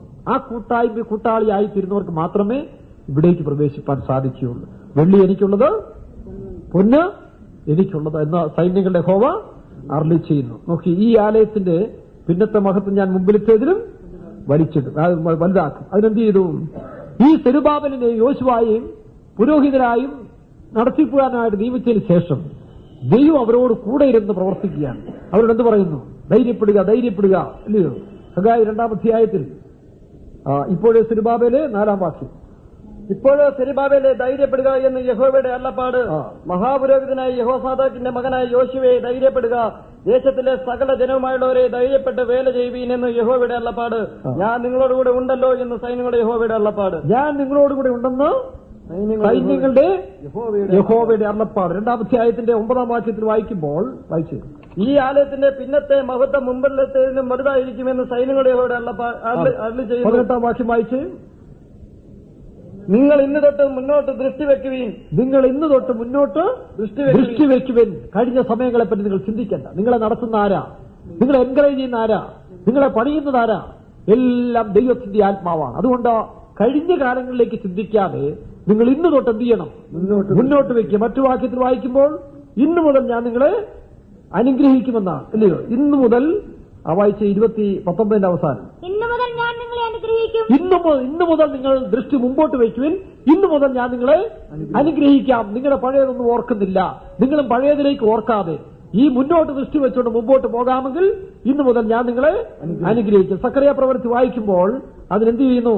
3-ാം അധ്യായത്തിൽ ദൈവം തന്നെ പുരോഹിതനെ വിശദീകരിക്കുന്നതായിട്ട് കാണുന്നു. യോശുവ മുഷിഞ്ഞ വസ്ത്രം ധരിച്ചതിൽ, കഴിഞ്ഞ കാലത്തിലെ യാത്രയിൽ മുഷിഞ്ഞ വസ്ത്രം ധരിച്ചിരിക്കാം. നമ്മുടെ ജീവിതത്തിന് മുഷിവുണ്ടായിരിക്കും. തമ്മിൽ നോക്കുമ്പോൾ ജീവിതത്തിന്റെ കുറവുകൾ കാണും. അത് വെളിപ്പെടുത്തുവാൻ നാം ആഗ്രഹിക്കാതെ സാത്താന്റെ വേല ചെയ്യാതെ എന്ത് ചെയ്യണം? ദൈവസന്നിധിയിൽ നിന്ന് കഴിഞ്ഞപ്പോൾ അവൻ വിശുദ്ധീകരിക്കപ്പെട്ടവനായിട്ട് മാറി. അവന്റെ വസ്ത്രം മാറ്റി യഥാക്കി തീർത്തു. വായിച്ച്, എന്നാൽ യോശുവ മുഷിഞ്ഞ വസ്ത്രം ധരിച്ച് ദൂതന്റെ മുമ്പിൽ നിൽക്കുകയായിരുന്നു. അവൻ തന്റെ മുമ്പിൽ നിൽക്കുന്നവനോട് മുഷിഞ്ഞ വസ്ത്രം അവങ്കിൽ നിന്ന് നീക്കിക്കളവീൻ എന്ന് കൽപ്പിച്ചു. അവനിൽ നിന്ന് നീക്കിക്കളവീൻ എന്ന് കൽപ്പിച്ചു. പിന്നെ അവനോട് ഞാൻ നിന്റെ അകൃത്യം നിങ്ങളിൽ നിന്ന് പോക്കിയിരിക്കുന്നു. ഞാൻ നിന്റെ അകൃത്യം നിന്നിൽ നിന്ന് പോക്കിയിരിക്കുന്നു. ഒരു പുരോഹിതനെ വിശദീകരിച്ച് അവനും ആ സ്റ്റാൻഡേർഡിൽ കൊണ്ടുവന്നതിന് ശേഷം വീണ്ടും 4-ാം അധ്യായത്തിലേക്ക് വായിക്കുമ്പോൾ ഈ 4-ാം അധ്യായം പുതിയ നിയമസഭയ്ക്ക് നിഴലും ദൃഷ്ടാന്തമാണ്. പെട്ടെന്നൊന്ന് വായിച്ചുകൂടെ? 4-ാം അധ്യായത്തിന്റെ സക്രിയ 4-ന്റെ 1-ാം വാക്യം മുതൽ. എന്നോട് സംസാരിക്കുന്ന ദൂതൻ പിന്നെയും വന്ന് ഉറക്കത്തിൽ നിന്ന് ഉണർന്നതുപോലെ എന്നെ ഉണർത്തി, നീ എന്ത് കാണുന്നു എന്ന് എന്നോട് ചോദിച്ചതിന് ഞാൻ മുഴുവനും പൊന്നുകൊണ്ടുള്ള ഒരു വിളക്ക് തണ്ടും അതിന്റെ തലയ്ക്കൽ ഒരു കുടവും അതിന്മേൽ 7 വിളക്കും അതിന്റെ തലയ്ക്കലുള്ള 7 വിളക്കിന് 7 കുഴലും അതിനരികെ കുടത്തിനും. ഇവിടെ നോക്കുമ്പോൾ ഇവിടെ കാണുന്ന ഒരു വിശേഷിക്കപ്പെട്ട കാര്യം എന്താ? മുഴുവനും പൊന്നുകൊണ്ടുള്ള ഒരു വിളക്ക്. ഈ സക്കറിയ പ്രവചനം 4-ാം അധ്യായത്തിൽ കാണുന്നത് കർത്താവിന്റെ വരവിൽ എടുത്തുകൊള്ളപ്പെടുന്ന പുതിയ നിയമസഭയ്ക്ക് ദൃഷ്ടാന്തം, അല്ലെങ്കിൽ പുതിയ നിയമസഭയ്ക്ക് വ്യക്തമായിട്ടുള്ള തെളിവാണ്. ഇത് പഴയ നിയമ ഇസ്രായേലിനോട് ബന്ധപ്പെട്ട കാര്യമേ അല്ലിത്. കാരണം സൈന്യത്താലുമല്ല ശക്തിയാലുമല്ല എന്റെ ആത്മാവിനാൽ പണിയപ്പെടുന്ന ഈ വിഷയം പുതിയ നിയമസഭയെ തന്നെ വെളിപ്പെടുത്തി. ഇതിൽ പഴയ നിയമ ഇസ്രായേലിന് സംബന്ധമില്ല. അതിൽ വായിക്കുമ്പോൾ മുഴുവനും പൊന്നുകൊണ്ടുള്ളതായ ഒരു വിളക്ക്. അടുത്തത് വിളക്ക് തന്നെ അതിന്റെ തലയ്ക്കൽ ഒരു കുടവും പിന്നെ അതിന്മേൽ 7 വിളക്കും. അതിന്മേൽ 7 വിളക്ക്. അതിന്മേലല്ല, പിന്നെ അതിന്മേൽ 7 വിളക്കെന്ന് പറയുന്നത് അതിനോട് ബന്ധപ്പെടുത്തി നിർത്തിയിരിക്കുകയാണ്. പിന്നെ അതിന്റെ തലയ്ക്കിലുള്ള 7 വിളക്കിന് പടം ഇങ്ങനെ വരച്ചിരിക്കുന്നുള്ളേ ഉള്ളൂ. പക്ഷേ ഈ വരച്ചിരിക്കുന്ന പടം അതിന്റെ അർത്ഥം മനസ്സിലാകും, നമുക്ക് ആഗ്രഹിക്കാവുന്നതാണ്. വായിച്ചു, തലമേലൊരു കുടം, പിന്നെ കുടത്തിന് മേലിൽ 7 വിളക്ക്. അടുത്തത് തലയ്ക്കൽ ഒരു കുടവും അതിന്മേൽ 7 വിളക്കും അതിന്റെ തലയ്ക്കിലുള്ള 7 വിളക്കിന് 7 കുഴലും 7 കുഴല്, ഈ കുടത്തിൽ നിന്ന് ഈ വിളക്കിലേക്ക് 7 കുഴൽ വിട്ടിരിക്കുകയാണ്. അപ്പോൾ കുടം എന്തിനായിരിക്കാം? ഏതോ ഒന്ന് സ്റ്റോർ ചെയ്യാൻ വേണ്ടി, അല്ലയോ? ആ സ്റ്റോർ ചെയ്യുന്നത് പൈപ്പ് വഴിയായിട്ട് എവിടെ വരണം? ഈ വിളക്ക് തണ്ടിലേക്ക് വരണം. പിന്നെ അതിനരികെ കുടത്തിന്റെ വലത്ത് ഭാഗത്ത് ഒന്നും ഇടത്ത് ഭാഗത്ത് ഒന്നും ഇങ്ങനെ 2 ഒലിവ് മരവും ഞാൻ കാണുന്നു എന്ന് ഇതിന്റെ 2 സൈഡും 2 ഒലിവ് മരം നിർത്തിയിരിക്കുകയാണ്. ഈ ഒലിവ് മരം ഇടത്തും വലത്തും നിർത്തിയിരിക്കുകയാണ്. എന്തിനായിരിക്കാം? പഴയ നിയമത്തിൽ നാം വായിക്കുമ്പോൾ പുറപ്പാട് പുസ്തകം 25-ാം അധ്യായത്തിന്റെ 31 മുതൽ 40 വരെ വായിക്കുമ്പോൾ അവിടെ ഒരു വിളക്ക് കാണാൻ കഴിയുന്നുണ്ട്. സമാഗമ കൂടാരത്തിൽ കാണുന്ന വിളക്ക്, ഇതിനകത്തൊരു വിളക്കിരിപ്പുണ്ട്. എന്നാൽ ഈ വിളക്കും ബന്ധമുണ്ടെങ്കിലും രണ്ടും 2 സ്റ്റേജിൽ കാണിക്കുകയാണ്. ആ വിളക്കൊന്ന് വായിച്ചു പെട്ടെന്ന്. അതും തങ്കം കൊണ്ട് നിലവിളക്ക് ഉണ്ടാക്കണം. പിന്നെ നിലവിളക്ക് അടിപ്പുപണിയായിരിക്കണം. അത് അടിപ്പുപണിയായിരിക്കണമെന്നാണ്. അതിന്റെ ചുവടും തണ്ടും പുഷ്പപടങ്ങളും പിന്നെ പൂക്കളും അതിൽ നിന്ന് തന്നെ ആയിരിക്കും. ഇത് ഇതിൽ നിന്ന് തന്നെ വരേണ്ടിയിരിക്കുന്നു. ഇത് വളരെ വിശേഷിക്കപ്പെട്ടൊരു സ്റ്റഡിയാണ് നിലവിളക്ക്. പിന്നെ നിലവിളക്കിന്റെ 3 ശാഖ ഒരു വശത്ത് 3 ശാഖ ഒരു വശത്ത് നിന്ന്, നിലവിളക്കിന്റെ 3 ശാഖ മറ്റേ വശത്ത് നിന്നും, ഒരു വശത്ത് 3 ശാഖയും ഒരു വശത്ത് 3 ശാഖയും. പിന്നെ ഇങ്ങനെ 6 ശാഖ അതിന്റെ പാർശ്വങ്ങളിൽ നിന്ന് പുറപ്പെടണം. ഒരു ശാഖയിൽ ഓരോ മുട്ടും ഓരോ പൂവുമായി ബദാം പൂ, ഒരു മുട്ടും ഒരു പൂവും. നോക്കിയേ, ഒരു മുട്ട് കഴിയുമ്പോൾ ഒരു പൂവ്, അടുത്തത് ബദാം പൂ പോലെ 3 പുഷ്പവും, മറ്റൊരു ശാഖയിൽ ഓരോ മുട്ടും ഓരോ പൂവായി ബദാം പൂ പോലെ 3 പുഷ്പപടവും ഉണ്ടായിരിക്കും. ഇത് പുതിയ നിയമസഭയിലുള്ള ആ നിലവിളക്ക് പുതിയ നിയമസഭയെ വെളിപ്പെടുത്തുകയാണ്. ഇത് പ്രാരംഭ സഭയിൽ സഭാകൂടാരത്തിൽ പഠിക്കുമ്പോൾ ഈ ബേസ് വിളക്കിന്റെ ചുവട് ക്രിസ്തുവിനെ കാണിക്കുകയാണ്. ക്രിസ്തുവേശു മൂലക്കല്ലായിരിക്കെ നിങ്ങളെ അപ്പോസ്തലന്മാരും പ്രവാചകന്മാരും എന്ന അടിസ്ഥാനം. ഈ നടുത്തണ്ട നിലവിളക്കിനെ വെളിപ്പെടുത്തുന്ന അപ്പോസ്തലന്മാരും പ്രവാചകന്മാരുമാണ്. ബാക്കി 6 ശാഖകൾ എന്ന് പറയുന്നത് കൊരിന്ത്യർ 12-ാം അധ്യായത്തിന് 28-ാം വാക്യം വായിച്ച്, കൊരിന്ത്യർ 12:28 വായിക്കുമ്പോൾ ദൈവം സഭയിൽ 1ാമത് അപ്പോസ്തലന്മാർ. ഈ ബേസിലാണ് നാം വിശ്വാസത്തെ വളരേണ്ടിയിരിക്കുന്നത്.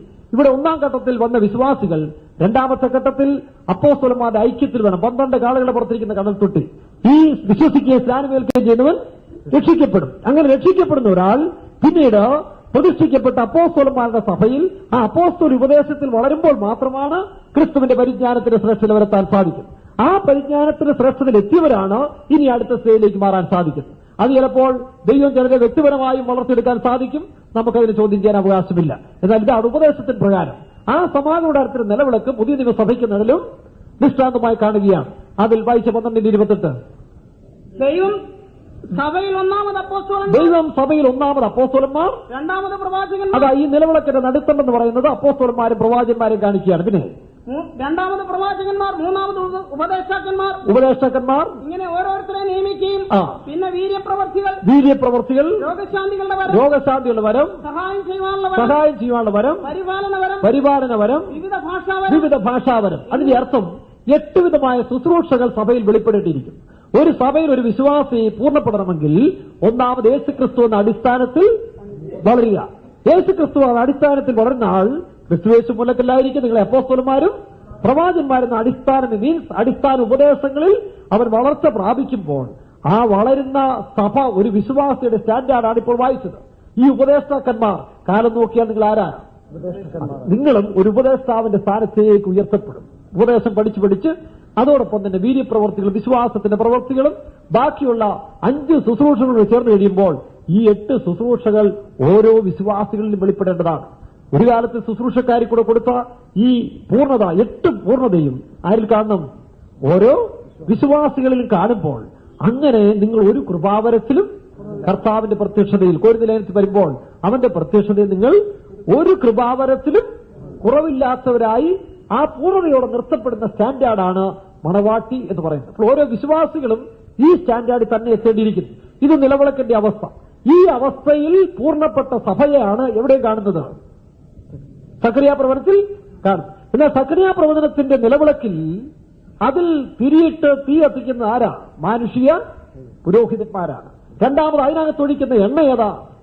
എഴുത്തിൻ പ്രകാരം ഉണ്ടാക്കിയെടുത്തിരിക്കുന്നതായ എണ്ണ അങ്ങനെ ഒഴിച്ചു കൊടുത്താണ് ഇത് അത് കത്തിച്ചുകൊണ്ടിരിക്കുന്നത്. ഇത് നമ്മുടെ ക്രിസ്തീയ ജീവിതത്തിന്റെ അപ്പോസ്തലിക കൂട്ടായ്മയിൽ നമുക്ക് അപ്പോസ്തലന്മാർ മൂലം ദൈവത്തിന്റെ വെളിപ്പാടും ദർശന ഉപദേശവും തന്ന് നമ്മളെ പ്രകാശിപ്പിച്ചുകൊണ്ടിരും. കരിന്തിരി വെട്ടി ക്ലീൻ ചെയ്ത് എണ്ണയൊഴിച്ച് കത്തിച്ചില്ലെങ്കിൽ വിളക്ക് കെട്ടുപോകും. വിശ്വാസികളുടെ സ്റ്റാൻഡേർഡായാണ്.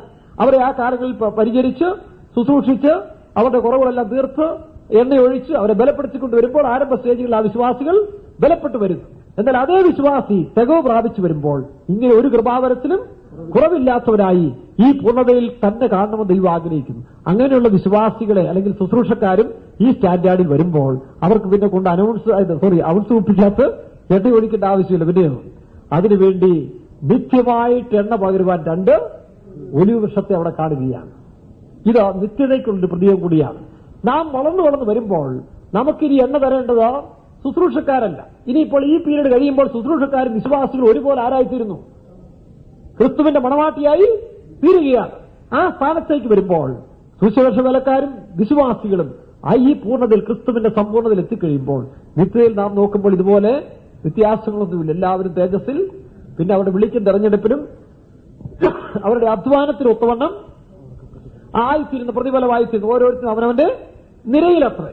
അത് ഈ ലോകത്തിൽ വെച്ച് അവരുടെ തീരുമാനം, പ്രതിഷ്ഠയും, ത്യാഗവും, ജീവിതവും ദൈവത്തോട് കാണിച്ച് ശുഷ്കാന്തിക്ക് ഏറ്റവണ്ണം തേജസ്സിന് വ്യത്യാസം കാണും. അങ്ങനെയല്ലയോ? ചന്ദ്രന്റെ തേജസ് വേറെ, സൂര്യന്റെ തേജസ് വേറെ, നക്ഷത്രങ്ങൾക്ക് തമ്മിൽ തേജസ്. അത് ഈ ഭൂമിയിൽ വെച്ച് അവന്റെ പ്രവർത്തിക്കേറ്റതാണ് പ്രതിഫലം.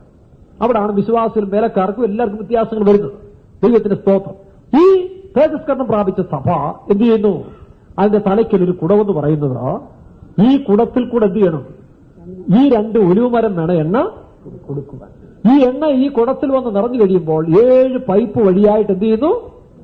ഈ വിളക്കിലേക്ക് വരികയും ഈ നിലവിളക്ക് ഇത് പ്രകാശിക്കുകയും ചെയ്യുകയാണ്. ഈ നിലവിളക്ക് പ്രകാശിച്ചുകൊണ്ടിരിക്കുന്നത് കൊണ്ട് ഇടയ്ക്ക് കെട്ടുപോകാൻ പാടില്ല. കാരണം നിത്യതയിലേക്ക് പോവുകയാണ്. ഇവിടെ കൊണ്ട് അവസാനിക്കുകയല്ല, അത് നിത്യതയിലേക്ക് പോകുന്നതുകൊണ്ടാണ് നിത്യമായിട്ട് എണ്ണ പകരുന്ന 2 ഒലിവൃക്ഷം ഇതിന്റെ ഇടത്തും വലത്തും നിൽക്കുന്നു. ആരാ ഈ ഒലിവൃക്ഷം? അതിന്റെ അവസാനം വായിച്ചേ. അവൻ ചോദിക്കുന്നു, ഈ ഒലിവൃക്ഷം ആരാന്ന് 2 പ്രാവശ്യം എടുത്തെടുത്ത് ചോദിക്കുന്നു. വായിച്ചേ.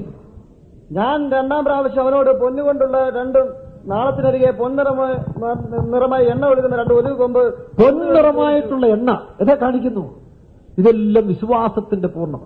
വിശുദ്ധന്മാർക്കൊരിക്കലായി ഭരമേൽപ്പിച്ചിരിക്കുന്ന വിശ്വാസത്തിന് വേണ്ടി പോരാടി വിലയേറിയ വിശ്വാസം. 20ാം വാക്യം വായിച്ച്. യൂദായുടെ ലേഖനം 3:20 വാക്യം. വിശുദ്ധന്മാർക്കൊരിക്കലായിട്ട് ഭരമേൽപ്പിച്ചിരിക്കുന്ന വിശ്വാസത്തിന് വേണ്ടി പോരാടേണ്ടതിന്. അടുത്തത് 20ാം വാക്യം. നിങ്ങളോ പ്രിയമുള്ളവരെ നിങ്ങളുടെ അതിവിശുദ്ധ. കാരണം അവസാന സ്റ്റേജിൽ വരുമ്പോൾ ഒരാൾ നടത്തേണ്ട ആവശ്യം എല്ലാവരും യഹോവയാൽ ആ കാലത്തിലേക്ക് ഇനി വരാൻ പോവുകയാണ്. ഇനി ഉപദേശിക്കാൻ ആരെയും ദൈവം വയ്ക്കത്തില്ല. എല്ലാവരും അവരുടെ പൂർണ്ണതയിലേക്ക് എത്തി കർത്താവിന്റെ വരവിന് ഒരുങ്ങേണ്ട സമയമാണ്. അതുകൊണ്ട് ആരും ഇന്ന് ഉപദേശം പഠിക്കാവുന്ന ആരും വിചാരിക്കരുത്. ഇത് ഗ്രഹിച്ച് മുമ്പോട്ട് പോകണം. എന്താ പറഞ്ഞിരിക്കുന്നത്? നിങ്ങളോ പ്രിയമുള്ളവരെ നിങ്ങളുടെ അതിവിശുദ്ധ വിശ്വാസം. അതിവിശുദ്ധ വിശ്വാസം എന്ന് പറഞ്ഞാൽ എവിടെയുള്ളതാ? വിശ്വാസം പ്രാകാരത്തിലെ വിശ്വാസം. വിശ്വാസം കൂടെ രക്ഷപ്പെടാൻ വിശ്വസിക്കുക, സ്നാനമേൽക്കുകയും ചെയ്യുന്നവൻ രക്ഷിക്കപ്പെടും. ഈ രക്ഷിക്കപ്പെട്ടവൻ വിശുദ്ധ സ്ഥലത്ത് പ്രവേശിച്ചു. അത് വിശുദ്ധ വിശ്വാസം. അതിവിശുദ്ധ സ്ഥലത്ത് പ്രവേശിക്കണമെങ്കിൽ എന്ത് വേണം? അതിവിശുദ്ധ വിശ്വാസം അല്ലെങ്കിൽ അതിവിശുദ്ധ വിശുദ്ധി. പൂർണ്ണ വിശുദ്ധിയുള്ളവൻ മാത്രമേ കർത്താവിന്റെ വരവിൽ പോവുകയുള്ളൂ. ആ വിശുദ്ധീകരണത്തിനായിട്ടാണ് നാം സമാധാനത്തിന് ദൈവം തന്നെ നമ്മെ മുഴുവനുമായി വിശുദ്ധീകരിക്കുമാറാകട്ടെ. നമ്മുടെ ദേഹവും ദേഹിയും ആത്മാവും അശേഷം കർത്താവിന്റെ പ്രത്യക്ഷതയിൽ അനുനിയമവണ്ണം കാക്കപ്പെടുമാറാകട്ടെ. അതിന്റെ അടുത്ത വാക്യം വായിക്കാം. നിങ്ങളെ വിളിക്കുന്നവൻ. ഇതാരെ കൊണ്ട് സാധിക്കും? ചിലപ്പോൾ ചിന്തിക്കും, ഇതുപോലെ യേശുവിനെ പോലെ വിശുദ്ധി പ്രാപിച്ച് ആർക്ക് പോകാൻ സാധിക്കും? അത് ശരി. അതുകൊണ്ട് അടുത്ത വാക്കിനോട് ദൈവം പ്രത്യേകം എഴുതിയിരിക്കുന്നത് വായിച്ച്. നിങ്ങളെ വിളിക്കുന്നവൻ എന്തിനു വേണ്ടി? ഈ വിശുദ്ധിക്കായിട്ടാണ് ദൈവം വിളിച്ചിരിക്കുന്നത്. നമ്മെ വിളിച്ചിരിക്കുന്ന ഒരു സഭയുടെ അംഗമാകാനല്ല, പിന്നെയോ ദൈവത്തിന്റെ വിശുദ്ധിയിലേക്ക് മനുഷ്യനെ വിളിക്കുകയാണ്. ദൈവത്തിന്റെ വിശുദ്ധിയിലേക്ക് വന്നിട്ട് അവനെ വിശുദ്ധരാക്കാൻ ദൈവം വിളിക്കുകയാണ്.